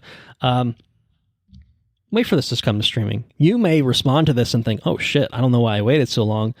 But I think there's a solid enough chance that you were like, I don't think I am. I don't know that I should be watching this. This is not for me. And I think both are equally valid responses to a movie like this that is kind of intentionally, I think, going for it, and you know, maybe succeeding for some and not so much for others. So yeah, you know, I think it's worth watching. I think it's worth checking out. I don't think you should avoid this movie unless you know for a fact this is not a movie you have. You know, you should know right off the bat if this is the kind of movie that's going to interest you. This will not change your mind if you can look at this movie at a quick glance and say, fuck no, I want nothing to do with that. This is not the kind of movie that will change your mind. But I think if you're on the fence of like, I don't know, maybe, yeah, check it out on streaming, you know? I guess if you're fucking loaded, man, you can give it a $20 rental. I think I would say if you are between renting and buying it, spend the extra $5 because Absolutely. It's $5, man. But I think on the whole, like, I'd like, you know, if you pose a compelling argument, maybe I watch it again. Let me see what I'm missing here. Maybe I'm missing something. Well, you know? We'll see about that. I don't know. I guess we'll have to. But I own it because I spent the extra $5, so I can do that. That's true. You can do that. I can't do that. I don't own this. I only saw it in theaters. I A-listed it, so I didn't have to spend any extra money. That was a great way for me to watch it. You know, I find the older I get and the more, I don't know, that the more strapped I become, I guess, the more critical I become of the investment required for this entertainment, you know, yeah, so sure, it definitely plays a huge role. But yeah. All right. Well, let's get into this. You ready to get into this? Full spoilers for 28 years later. All right. Let's really get into this. Beginning. Let's start at the beginning of the movie. I thought we can start at the beginning. Movie was fantastic. I thought beginning of the movie being 2002 era beginning of the movie. Or yeah, like with the kids are all the like kids, all the they're watching Teletubbies and shit. Yeah, and then like shit goes totally sideways, and that little boy leaves, and he runs out, and he runs to the church. His And the dad's church- there and says, "Yes, fucking kill me, zombies, yes." Yeah, that was a little crazy, but at the same time, okay, I'm here for it. You know what I mean? This is what I'm expecting. You know, It sets the stage. Yeah, you bringing it back to, when things happen, and then, now we get our 28 years later time card, time jump, etc. And, what's going on? But yes, I agree as a tone setter. Good. You're right. We're on the same page 5 to 10 minutes into the movie. We're both digging it. All right. Yeah. So, we get all right, into let's play it out. Where do we go? They're on the island, right? They're on the island. They get into the island. I can't remember. Got a little community here. Yeah, and I'm here for this too. I think that's. I think it feels grounded. I think it feels good. Yeah, humans have banded together, and they are forming community. They've clearly got it's like sheltered because it's this island. So then they've got the causeway that separates them from the mainland. It's like a big land bridge. There's a big fence and stuff. So they're safe. There's no risk of infected coming in. To just fuck everyone's day up. This feels very. It feels very real. Feels very real. You've created a new normal amidst the chaos, right? That's right. They send the little boy out. Well, it's the little boy and his dad. The dad has Aaron Taylor Johnson, right? That's his name. Yeah. I think he nails it. I like him. I like him a lot. I think he's great. Good. He's yeah. He takes his boy out. His boy's like 12 or 13 years old. It's his birthday or whatever, and this is the coming of age passage that this community takes. It's time for him to go and collect resources for his community. Right. Go to the mainland. There's some dangers abound, but you've got to venture out to bring back shit to provide for the community, and you got to become a man. You got to kill some fucking zombies, man. I'm here for that. I understand it. I'm here for it. Yeah. All right. We get to the mainland so far, and there's these fat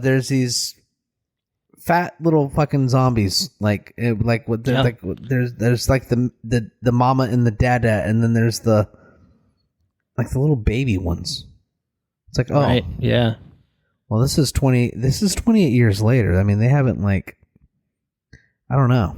Immediately I was asking the question of how did we have these little kid zombies?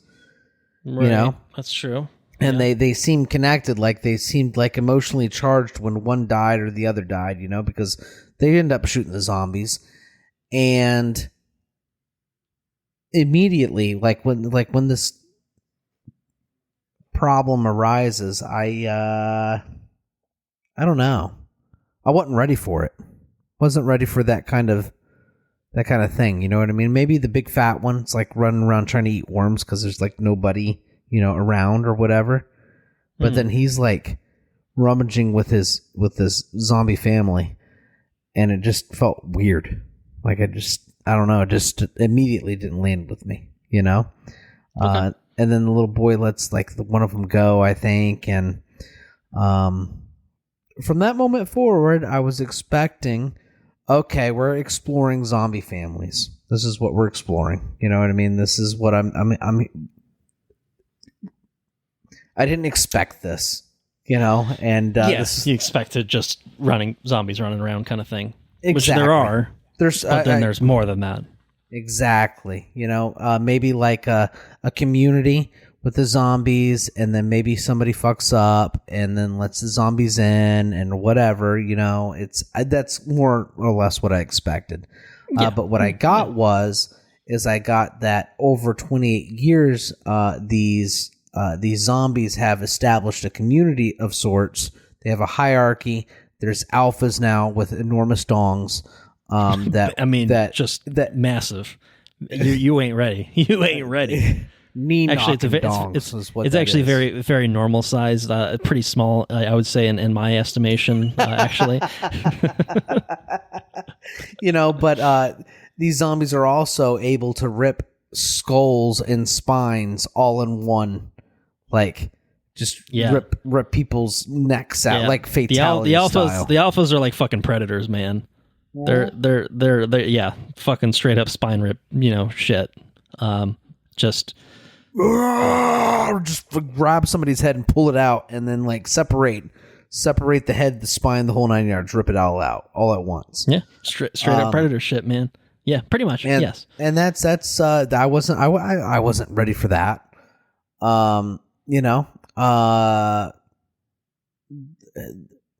It just took a fucking wild turn, especially from these like the slow zombies.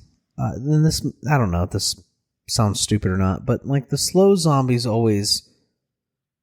There was a sequence in like the third Romero movie. I think the whole thing centered around this one zombie that they were studying, and he was slow and he was still a zombie, but they were able to almost teach him, you know what I mean? And put the pieces together for this one particular zombie. These zombies never, ever, ever crossed my mind as something that could because they're rage zombies. You know what I mean? Mm-hmm. And I guess they end up developing it. They have a sense of family. Like the alpha obviously has feelings for this impregnated other zombie, right? Which happens to not. I guess that zombie is that zombie baby's fine. Right. How does that work? Unclear, I guess. I guess it unclear. We'll say unclear. I'm not going to sit here and try to explain and rationalize that because unclear and everyone seems kind of. Well, I mean, obviously that's a source of conflict of that baby's obviously fucking going to be infected. Kill the fucking baby. And it seemingly. But that's obviously the zombie that's got the gene or whatever that combats the thing, which is a trope that we see in zombie movies, right? And that's okay. I'll take that. That's okay. We see it in not 28 Days Later, but we see it in Last of Us. Last of Us. You know what I mean? It's just a trope. And that's totally fine. I don't harbor any ill will because of that. But at what point did the rage zombies bang? 28 years is a long time, man. I mean, I guess they just gotta do it. I guess I don't know. They just gotta do it. I don't know. They don't seem coordinated enough to do that. Well, some of them do. Most of them don't. I think is. I mean, I guess the fat ones that crawl on the ground, how are they procreating if indeed they are procreating, or is it that one the worm ones obviously did because they had fat little worm babies. Well, but then that to me it's also a question of, well, has that just been a baby for 28 years that's been infected and kept in stasis, or are they procreating? I don't know. I mean, all this is fictional, so I never thought about that. I don't think I really thought about it too much of the, what if zombies fucked, sort of thing. It's clearly that one for the alpha. To. The alpha clearly did because he's hunting, he's trying to get that baby back. That baby is clearly his fucking baby and he wants that goddamn baby. That to me was pretty overt. That was pretty clear. I didn't really think about it too much in terms of the worm babies, slug worm ones, things.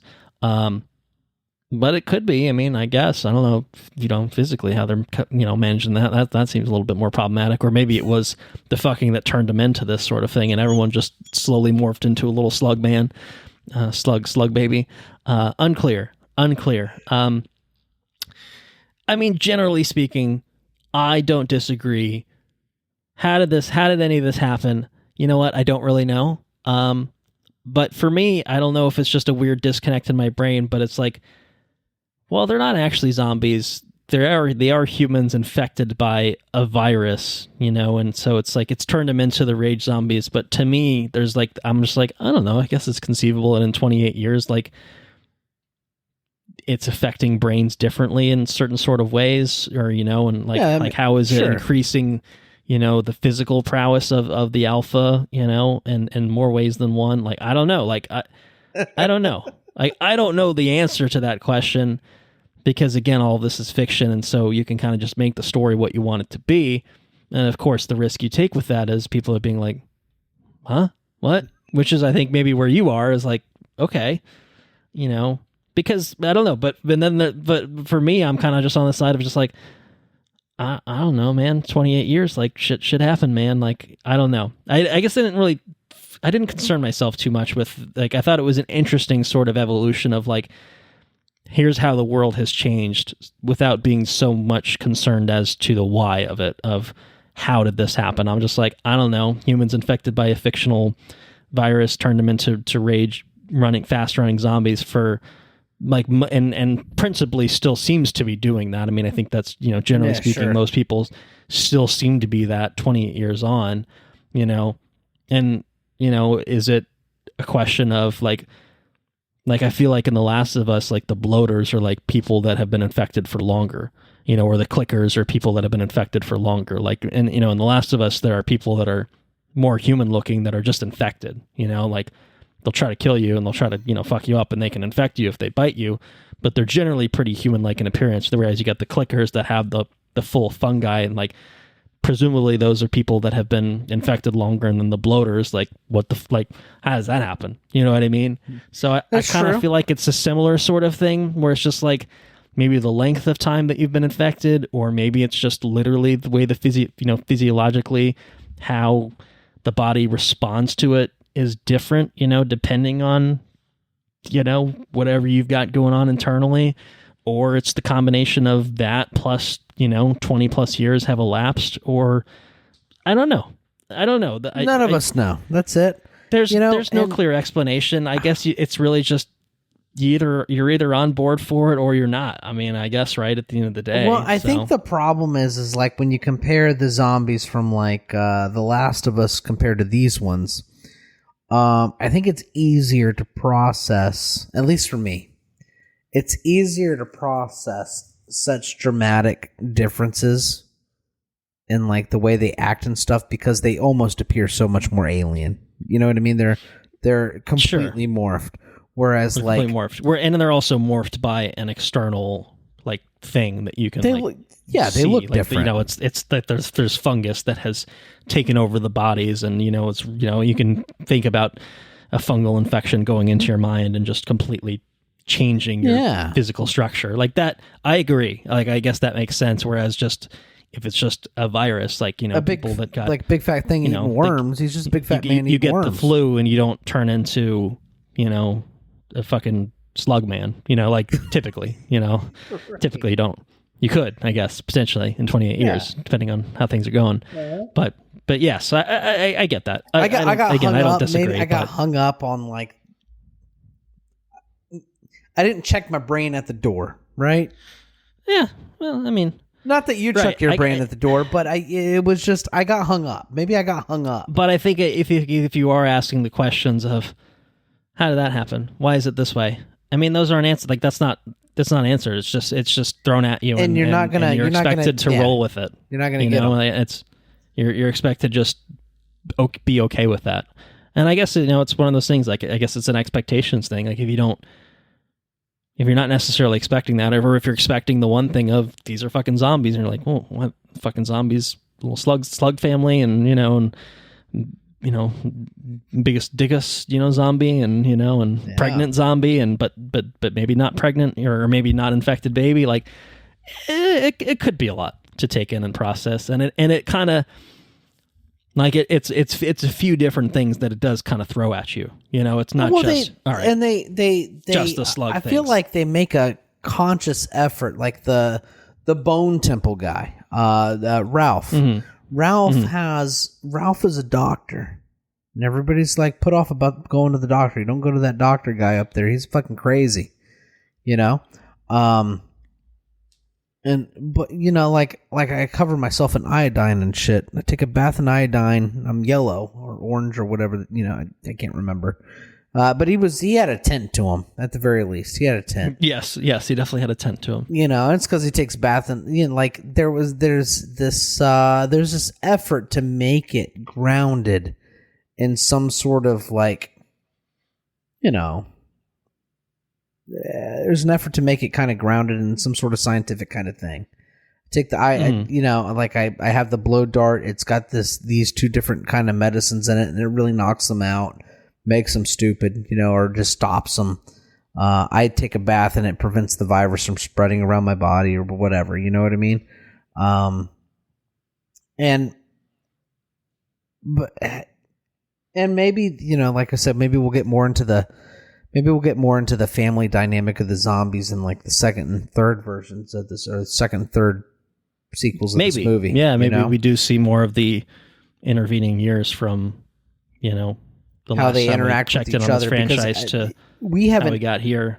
Yeah, because as of right now, we don't really have any sort of explanation or any sort of exploration of the dynamic of the zombies, other than just fucking yelling and screaming. Just like, and chasing people, right? So and that's I guess sort of to draw on what you talked about in non-spoilers. We are at the I Am Legend thing, but we haven't arrived at the ending of I Am Legend just yet. We've only gotten the human perspective, and that's right. Right now they're just monsters that are kind of unexplained, and we don't really know why they are the way that they are, or we just know that they're bad and should be killed or whatever. But maybe there are hints that maybe I don't know, maybe it's humanity underneath. Maybe it's like some sort of evolved version of intelligence that maybe they are the new normal, and a true I Am Legend style. But you're also right in the sense that like I don't think we know enough yet. And we didn't get there in that first movie, Yeah, we didn't get there, and obviously the focus of this story was kind of was I guess very much on Spike, the kid, and kind of what's going on. Like I feel like this is a movie kind of about Spike's journey, and obviously the relationship with his parents and his place in the world and coming of age. Like it's really much more about that than it is how the fuck did zombies get to be this way. It's just the zombies are this way, and that's the way it is. And I would be happy to see an exploration of that, and even if it's the next movie or if it's the theoretical third movie, and maybe that retroactively gives it a little bit more. I don't know. Maybe retroactively kind of helps this movie, in terms of making it feel like less of a jump from its predecessors potentially. Or, and maybe it's just calibrating expectations for people walking in the door, being like, hey, man, you're going to see some weird zombie shit, not just some, regular old zombies that run fast. Like, you're going to see some weird shit. Like, I don't know. Maybe that would, be helpful to have known going in. I don't know. But I don't know. To me, I don't want to cut you off. I think that the things I would talk about in spoilers are the human side of things, which I thought were done pretty well. I'm curious if there was things with the human side of things that you didn't care for as much. Yeah, I didn't care for the death send-off of the mom. I thought it just felt okay. I felt like the cancer. I feel like the whole cancer thing with the mom and the bone temple and all of this is something that I could probably, much like every other Alex Garland kind of thing, I think there's probably more here that I just kind of didn't like get on first viewing.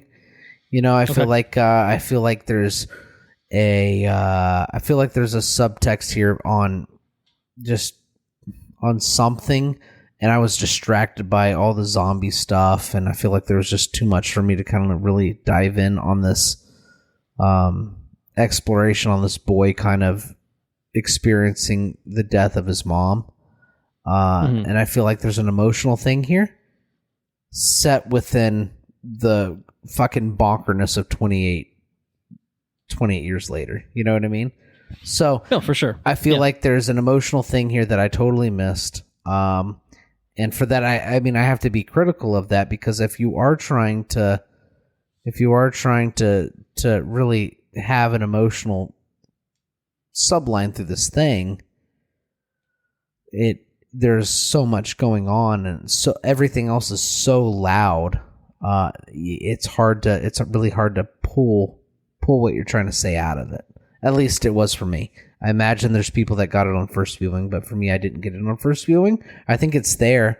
I just think that, like I said, I think I was distracted by a lot. But that would probably be the biggest thing, because there's such a, as far as the human stuff, like the healthy people stuff, there's, I think that's the biggest thing, is this whole journey was to save his mom. I'm going to go to the doctor. Mm-hmm. I'm going to go to the place that I shouldn't go. I'm going to escape my safe community to get the information I need, or to take my mom to the doctor so she can get what she needs to live. And instead what she's given is I guess she's given the, opportunity to live, forever, almost like a zombie, I guess, in the Bone Temple. She can see the sunrise every day, and this and that. I guess there's a real poetic thing in here that maybe I can find in talking about it, which is sometimes what happens with this podcast. Sometimes we find a little bit. Sometimes. Yeah, but yeah, I don't know. Well, I didn't extract that on first viewing. Well, I think something that maybe I don't know, maybe this will help you. It resonated with me when I was reading, just reading online discussion, after watching the movie, because there is a lot in this movie. There's a lot to unpack, and I usually try to just especially something like this that feels pretty bonkers and out there, like, what are people saying about this? I found it's a post on Reddit by Dibbity. So excuse the username, but Dibbity, I think, really put this in a way that, I don't know, helped put it in perspective for me a lot, and maybe for you, we'll see. He said, I presume I love that this movie is basically a sci-fi fairy tale / fable about a boy who is learning what death is. A boy asks his father, what is death? The father teaches his son, death is killing your enemies. The mother shows her son, death is suffering painfully and horribly. The soldier teaches the boy, death is everywhere, so it's every man for himself. And the doctor teaches the boy, death is a part of life. When someone dies, they are not lost. As long as they are loved, they will be remembered forever. Death is a reminder that life is precious, so we must cherish it and protect it.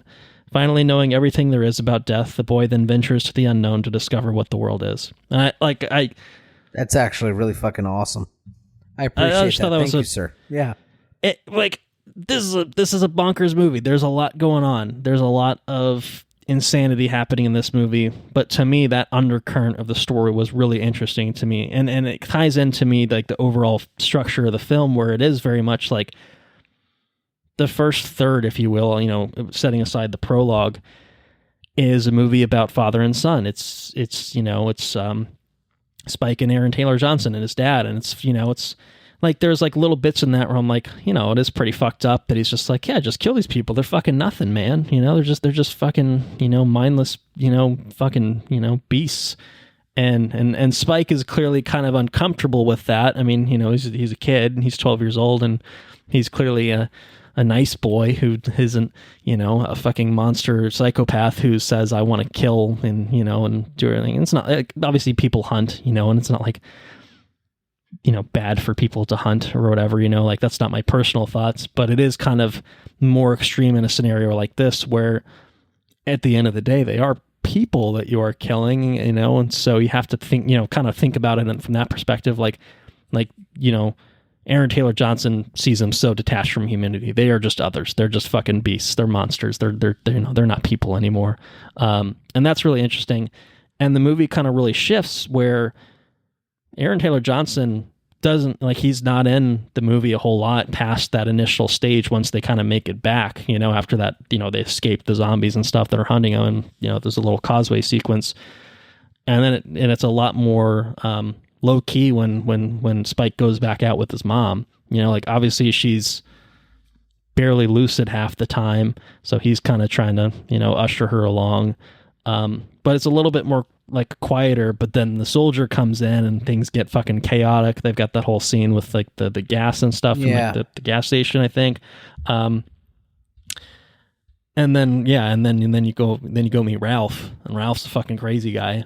But is he so crazy? Like he is absolutely, but he's got a sort of method to his madness where he's not crazy. I'm going to kill you and add you to my bone collection. It's like, well, I'm a doctor and you're dying, so I can provide you an end to the pain and, try to give your son, a reason to accept this and give him a little bit of, wisdom about life and stuff like that. I don't know. To me, amidst the chaos of it all, I really, really liked all of the above, if that makes sense. You know what I mean? Totally. Yeah. And I do think certainly if you're watching this and like, I don't know, like I didn't expect to get all of that out of it. I didn't expect fucking zombie families and shit like that, but I did I didn't pull it out so nicely and succinctly, on my own. That's why I quoted someone quite literally and kind of recapping kind of the sort of thematic stuff of this movie. But I really, really liked all of that. Like that to me was like the through line that really got me through, and we'll get to the ending in a minute. But that all was really, really nice for me and like really, really well executed. And then obviously on top of that, the other layer is the zombie stuff didn't really faze me in any way. But obviously that's kind of the other side of things. It was like the human stuff I think is done pretty well. And, it sounds like, the emotional stuff didn't cut through for you. And it's not like I was because I was when Jodie distracted Comer so died. much by all the zombie shit.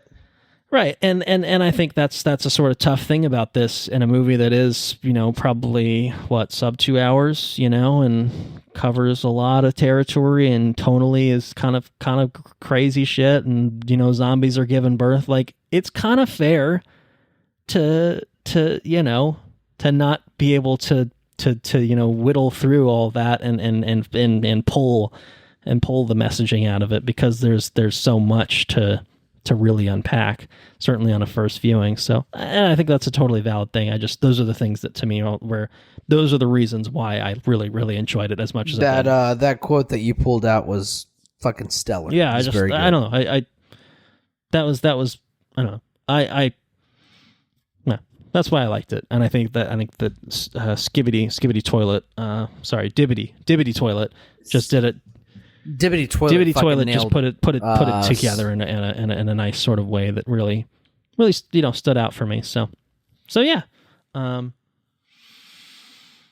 What else do you have? I mean, I want to talk about the ending, but what else about 28 years later, before we get there? Do you have any other spoilery thoughts you want to talk about? No, I think that's pretty much, well, the ending is the last one. Yes. The ending is a big thing that could be a conversation in and of itself. I think it will feed nicely into talking about the trailer for the sequel to this, but certainly in a film as wild as it is, that ending was not what I expected. That if I was thrown for a loop by anything in this movie, it was the fucking end of this movie, with the Jimmies showing up.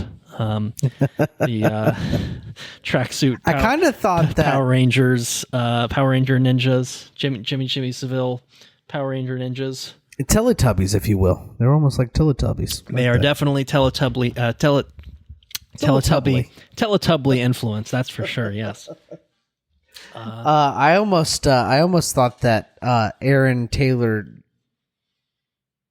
Johnson was was almost that opening character there for a little bit. That's true, because there's really no follow up on that, other than there's like Jimmy. Like I feel like you see Jimmy reference throughout, Jimmy reference, and it's like, all right, well, who the fuck's Jimmy?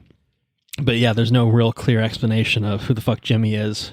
Well, there's an explanation of who Jimmy is. There's no clear explanation of who the fuck Jimmy is at the end, but it's none other than Jack O'Connell, Remick from Sinners, looking a little blonder here. He's got his tracksuit, seems to be leading a cult of some sort, modeled after Jimmy Savile, who I don't know if you're familiar with who Jimmy Savile is. Very much a British personality, not anyone that I think was hugely recognizable for Americans.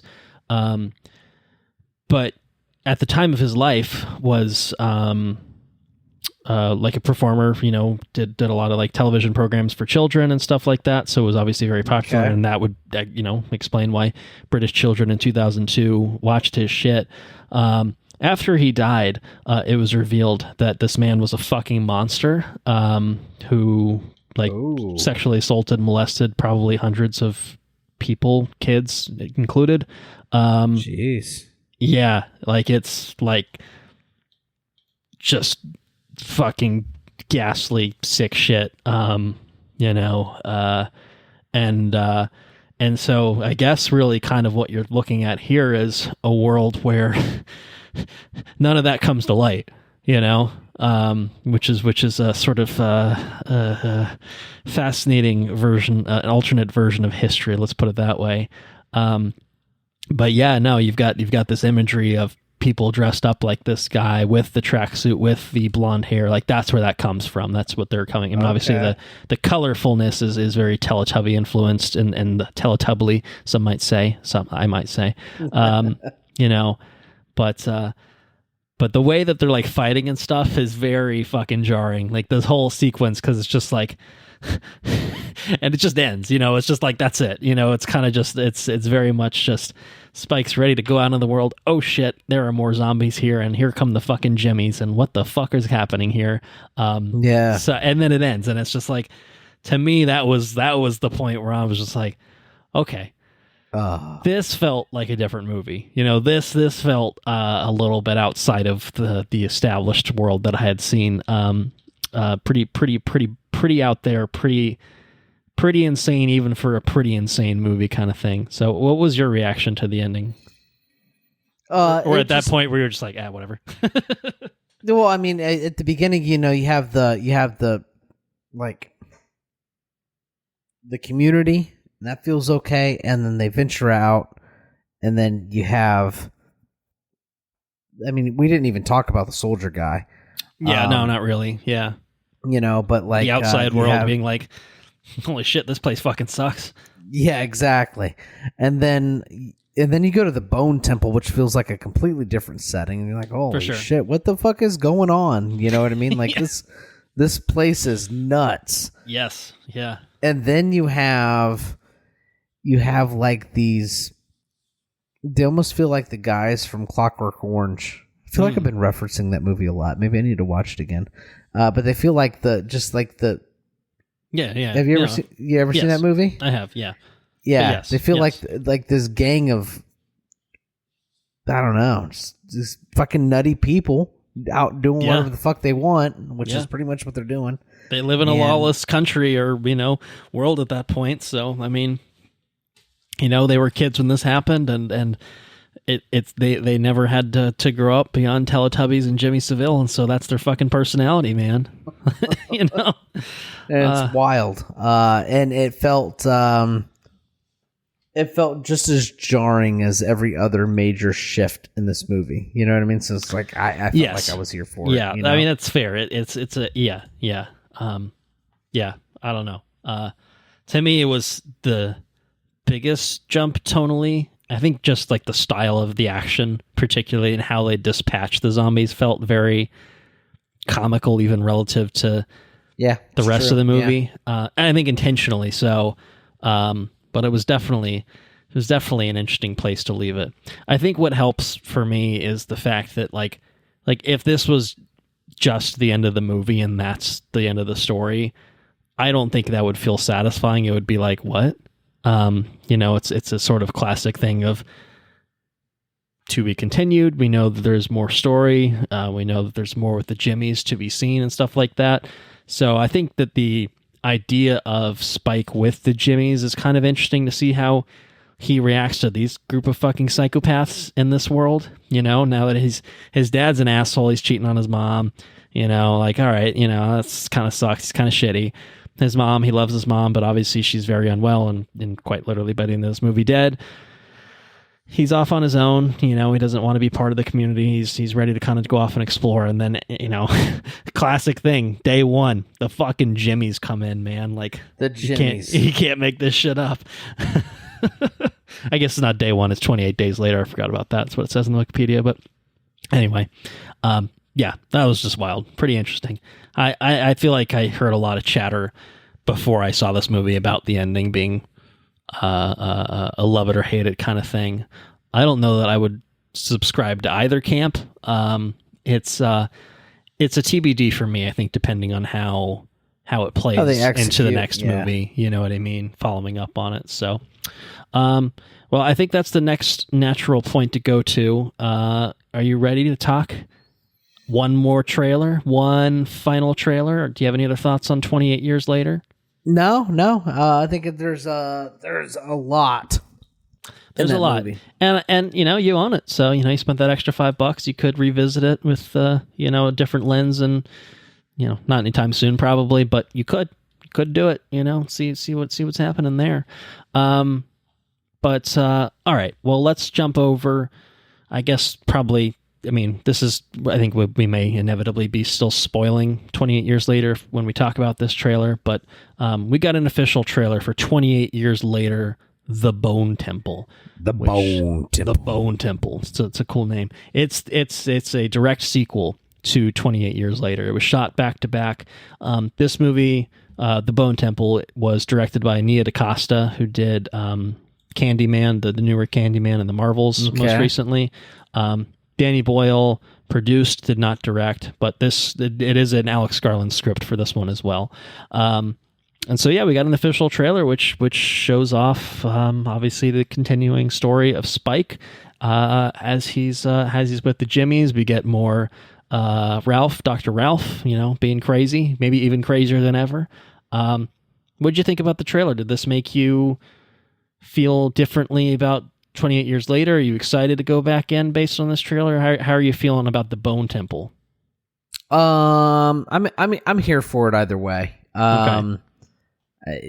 It looks like maybe the doctor doesn't come out on top here. It looks like he's having a hard time. Jimmy's in it. Jimmy, so is Jimmy and other Jimmy. All the Jimmys. Jemima, Jimmy Jones, Jim, Jimmy Inc. Apparently, and it also looks like the kids' community burns down at some point. So it's like, and that's the vibe I got. It's like, oh, Jimmy from 28 Years Later, Jimmy's gonna grab this kid and make him go back to every place he's gone, and Jimmy's gonna fuck everybody up. And it's gonna be the kid's fault. Jimmy doesn't seem like a good guy. Jimmy seems to be quite bad indeed. Is my impression. Yeah. So we'll see what happens. Yeah. All right, I'm excited, and this is coming out in January 16th of next year. So we're opening the year off with. I love this idea of I don't know, man. When's the last time we had true back-to-back things coming out 6-7 months apart? I feel like the Matrix kind of did that. Yeah. Obviously the Avengers movies we got a year apart, and I guess theoretically we're going to get something like that again with Doomsday and Secret Wars. But I don't know. It's such a quick continuation. It's really nice and cool to see. And obviously I hope that the third movie happens, because it's going to be a bummer if you make 2/3 of a story. But I don't know. I like this idea. I think visually, I was worried that with someone else directing, it wasn't going to feel, as connected, but it really does feel like a true, honest continuation of 28 Years Later. So, I liked it a lot, so I guess I'm excited to see more of it. So that's kind of where I am. I guess one thing we didn't talk about at all: no Cillian Murphy in 28 years, but sounds like maybe just maybe he might be in the Bone Temple in some capacity. He wasn't people speculated the first 28 Years Later trailer. If you remember, there was the fucking skinny zombie guy that kind of looked like Cillian Murphy, and just a guy that's not Cillian Murphy. But I'm looking forward to the Bone Temple, and I mean, on one hand you can do the Batman, and then you can make the Batman Part 2 17 years later. On the other hand, you can just fucking make back-to-back movies and crank that shit out in June of one year and then January of the next year, and that's fucking solid shit, man. That's cool. I'm here for it. So I'm excited for it. Maybe at that point, you'll be more available for a theater trip, so you're not spending $25 to watch it at home. But we'll see. We'll see how things look. Look come January, but. All right. So that's I guess that's really it for all of our 28 years coverage. Time to catch up on things, I guess. You've been up to anything fun and exciting in the last week you want to talk about? Alien Earth is still scratching an itch. I think it's a lot of fun. I think it's cool. Okay. I have not watched any more past the first episode. Yeah, my father-in-law said the same last thing. Time. He said, I watched half hour of the first episode. Like, man, maybe I'm fucking wrong, but I think to be fair, I liked it. I just haven't had time to watch more. We'll get into it, but I've been out of town for a good chunk of time. So okay. It's on the list. I started the Odyssey. I don't know if I told you about that. Stephen Fry. It's going to be You've either told me in person, or not literally in person, or via text message and stuff, or you mentioned it on the last episode, or both, maybe. It's pretty good. I had a hard time in the beginning. It's probably because I'm riding with my 2-year-old who likes to talk, while we're driving around and stuff. And, distracting you, sure. Yeah. Or I just legitimately had a very hard time comprehending who was who. I'm not sure, but had a hard time in the beginning. But I feel like now that I feel like the story has very much hit stride, and I can't remember ever really reading the Odyssey or listening to it for that matter, but I feel like it's something we talked about in high school or something, and I can't really remember it at all. Okay. But seems like a really good story so far, which is cool. I'm very excited for Christopher Nolan's Odyssey. Sure. Yeah. And that's kind of why I'm really, really going through it. It's because of Nolan's Odyssey. I really like to know where it's coming from and stuff. So, yeah, I'm excited about that. It's pretty good so far.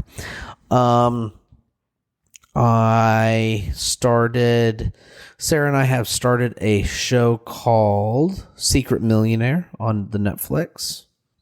Okay. And it's pretty cool. I don't know what that is. Is it reality or? Yeah, it's like a reality game show kind of deal. Game show sort of thing. Okay. Yeah, okay. They somebody has $1 million. They're the secret millionaire, and there's things to kind of throw people off the track. If they guess you, you lose. That sort of thing. Okay. And it's pretty cool. It's got golly, I can't remember the guy's name. I feel like he was in John Wick. I looked him up at one point. He was credited for the voice of Darth Maul in episode 1. Oh, Peter Serafinowicz? Yes, that's exactly who the host is. Congratulations, dude. What the fuck? Like an encyclopedia of stuff. Anyways, that guy is the host, and he is cool. I enjoy him as host. Okay. He's got a good voice, He does have a good voice. Clearly, George Lucas thought so anyway. Until Dave Filoni said, "I want a different voice for Darth Maul." I don't know if I've been up to anything else really. It's only 7 days. It's been 7 days since we sat down in our chairs. So it's taking care of a couple kids, working, the usual sort of things, right? Did I tell you Bennett started swimming lessons? I think you mentioned that, yeah. Yeah. How's that going? So, I don't know if he said how well it was going, but yeah. Well, I mean, it's going. He hasn't drowned, so that's that's all right. We'll consider that a good thing. Yes, that's a good thing. And gosh, I think that might be it. Oh, college football, dude! College football started. Oh, that's right. College football started. Got some. Well, I mean, so Florida and Georgia both had some cupcakes to start the year, and they devoured their cupcakes, which is good. But we got some FSU some upsets. Fucking FSU toppling Bama. Feels good. That's unexpected. Nice. I don't know if it feels good from my perspective because I wanted both teams to lose, but of course, it probably wasn't going to happen, barring some sort of earthquake or natural disaster. But it is kind of nice. Like I do hope maybe we're at the point where like Alabama's reign of terror is at an end. Like I don't want it to come. And FSU is now resurgent. Like I'm not convinced that either team is great.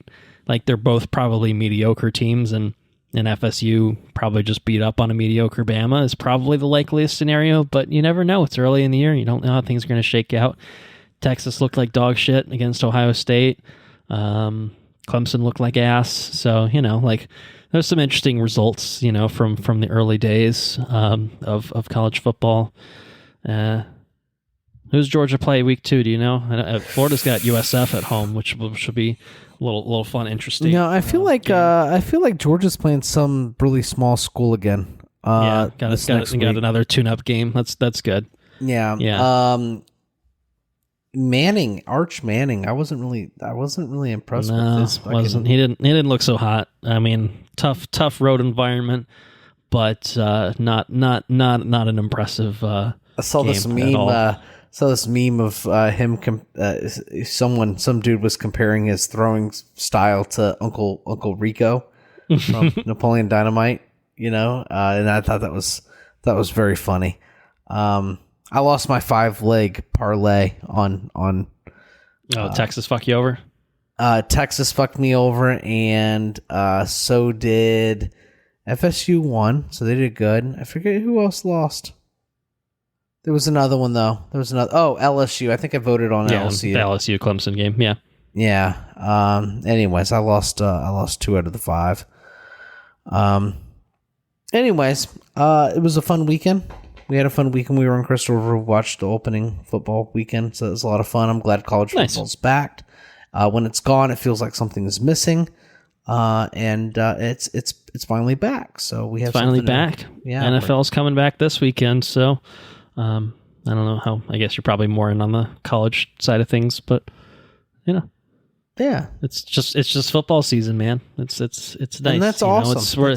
The summer is rapidly coming to a close. It's still pretty fucking hot. I imagine it's probably the same down there. Dude, it actually. I mean, it's 80, 90. It's 90 degrees, but maybe it's a better 90 degrees than 99, 100. It just feels so much better. Yeah. So Odyssey, Secret Millionaire, Alien Earth.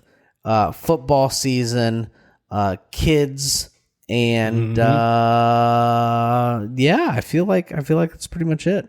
What about you? What you been up to?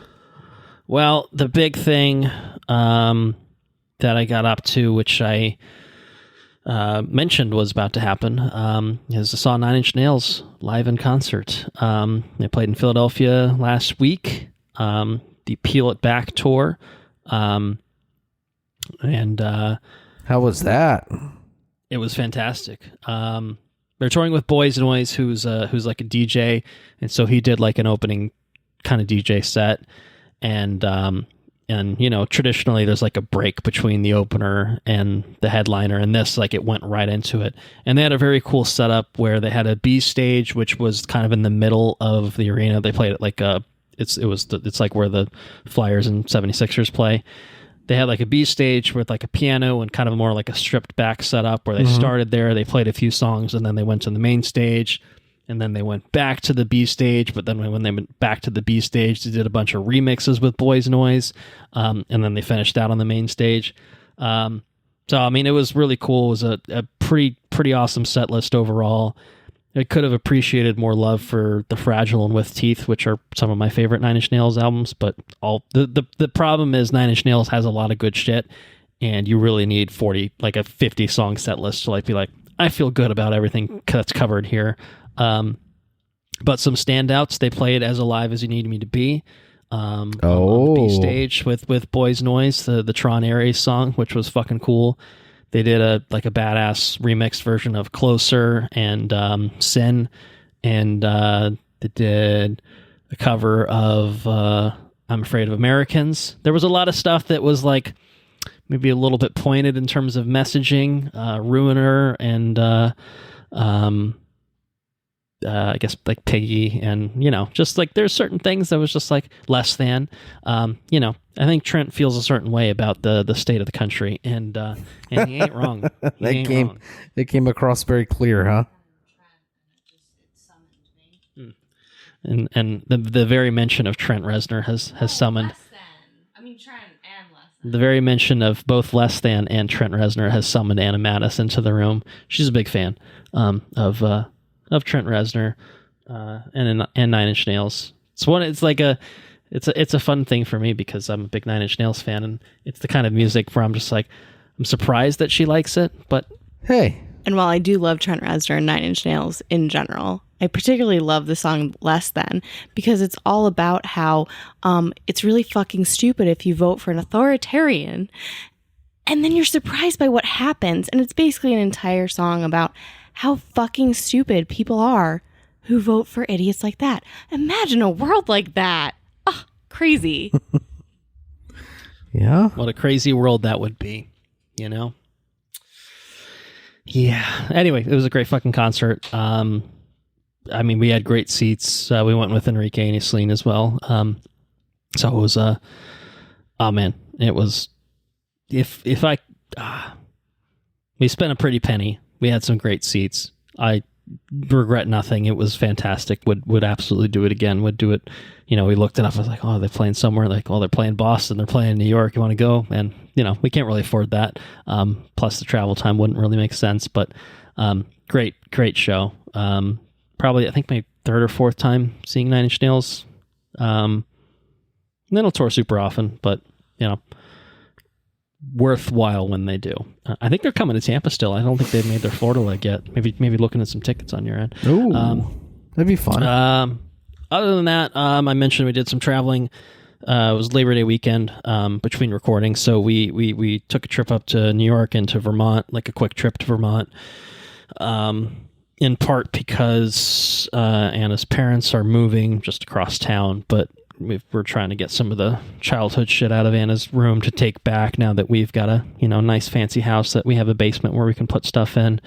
So we did some of that, and then we had some time up in Vermont where we had a beach day, which was nice up there. It was nice, pretty. It was so weird. It was like the Saturday that we were there was like 60s, and the next day was like 80s beach day. So it was like very nice, straight up fall one day into like the last vestiges of summer kind of thing, which was nice. And good amount of driving, brought a lot of shit back, and had hell of a time unloading it and getting into the house. But and there's more shit to come. We were supposed to rent a U-Haul, but U-Haul was like, actually, we don't have the truck that you want, and you can drive 30 minutes and get a different one if you want that. But we'll credit you some miles, but maybe not all. It wasn't worth it. There wasn't enough to make it worth it, and I didn't really want to drive a 10-foot fucking U-Haul from New York to Philly and drive it in Philadelphia. So thankfully, we did not have to do that.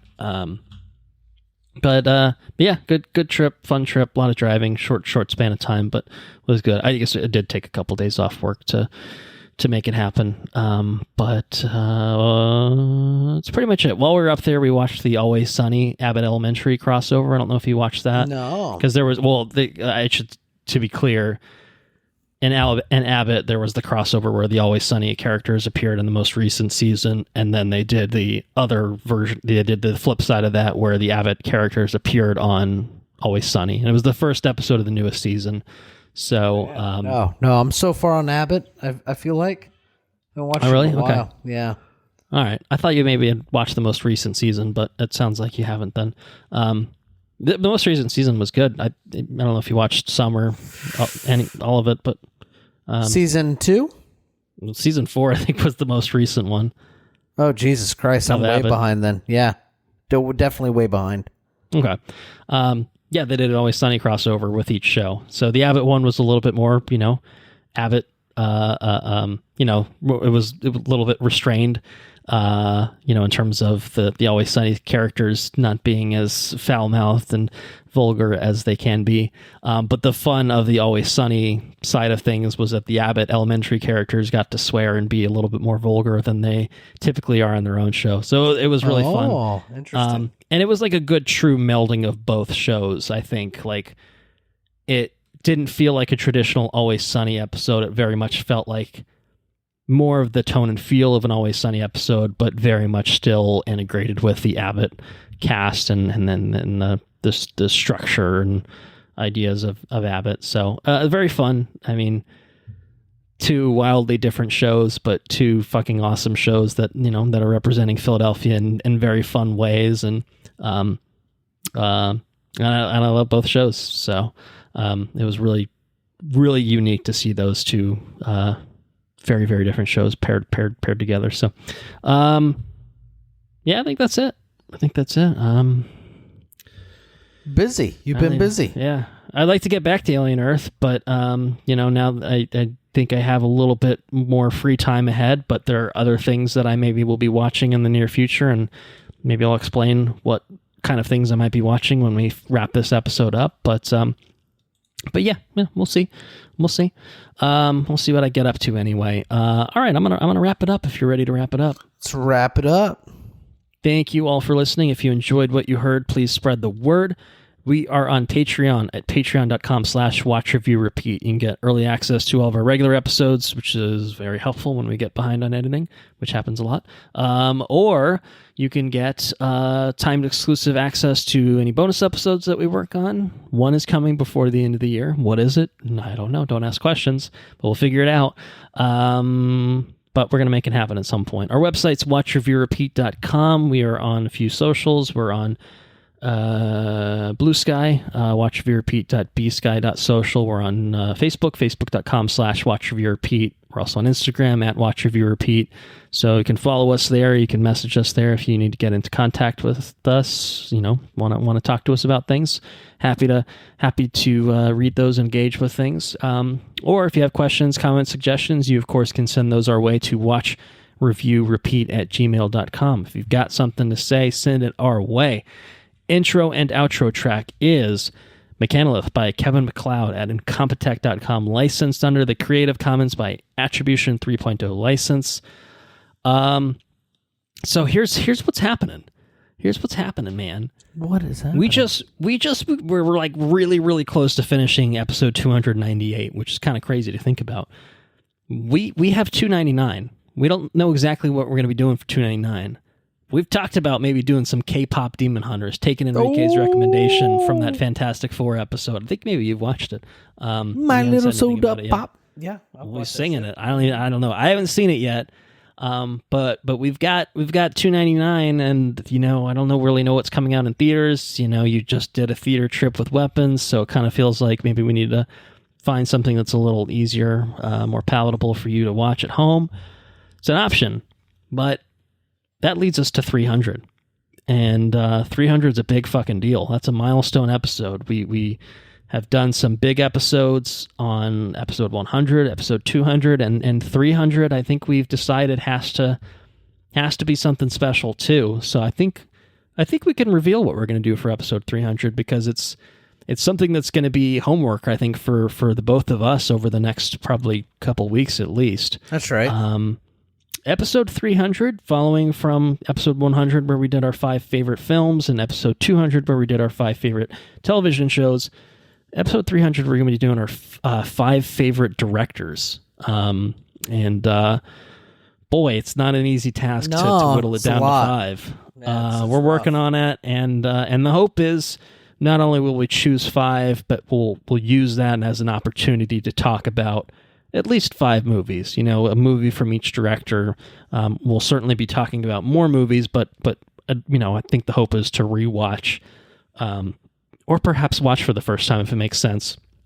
A film from a director that makes our list, and that will kind of form the basis of episode 300. We wanted to do kind of something fun and a little bit different for our milestone episode, and then curious how much overlap we have. Well, there'll probably be some. The order might be different, but I suspect some overlap. I think that it's inevitable.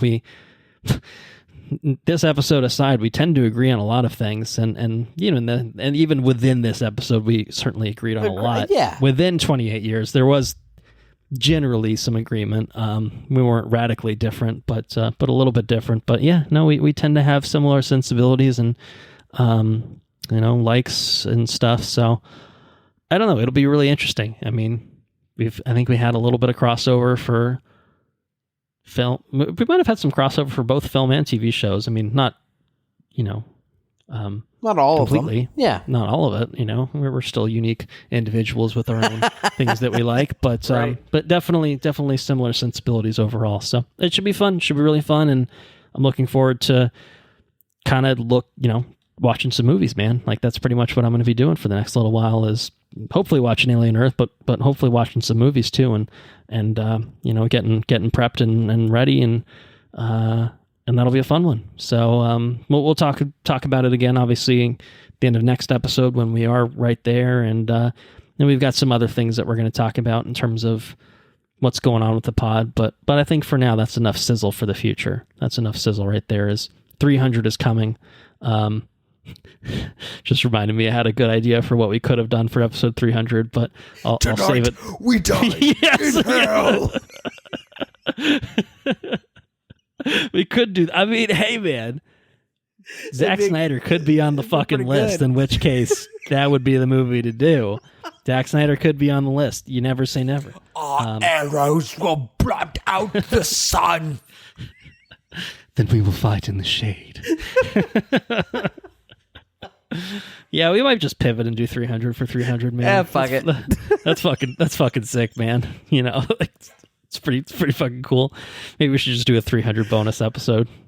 But we should do it. We should do it as episode 303. So it's 303 just as the episode title, just to really fuck with people. Honestly, I'm not opposed to that.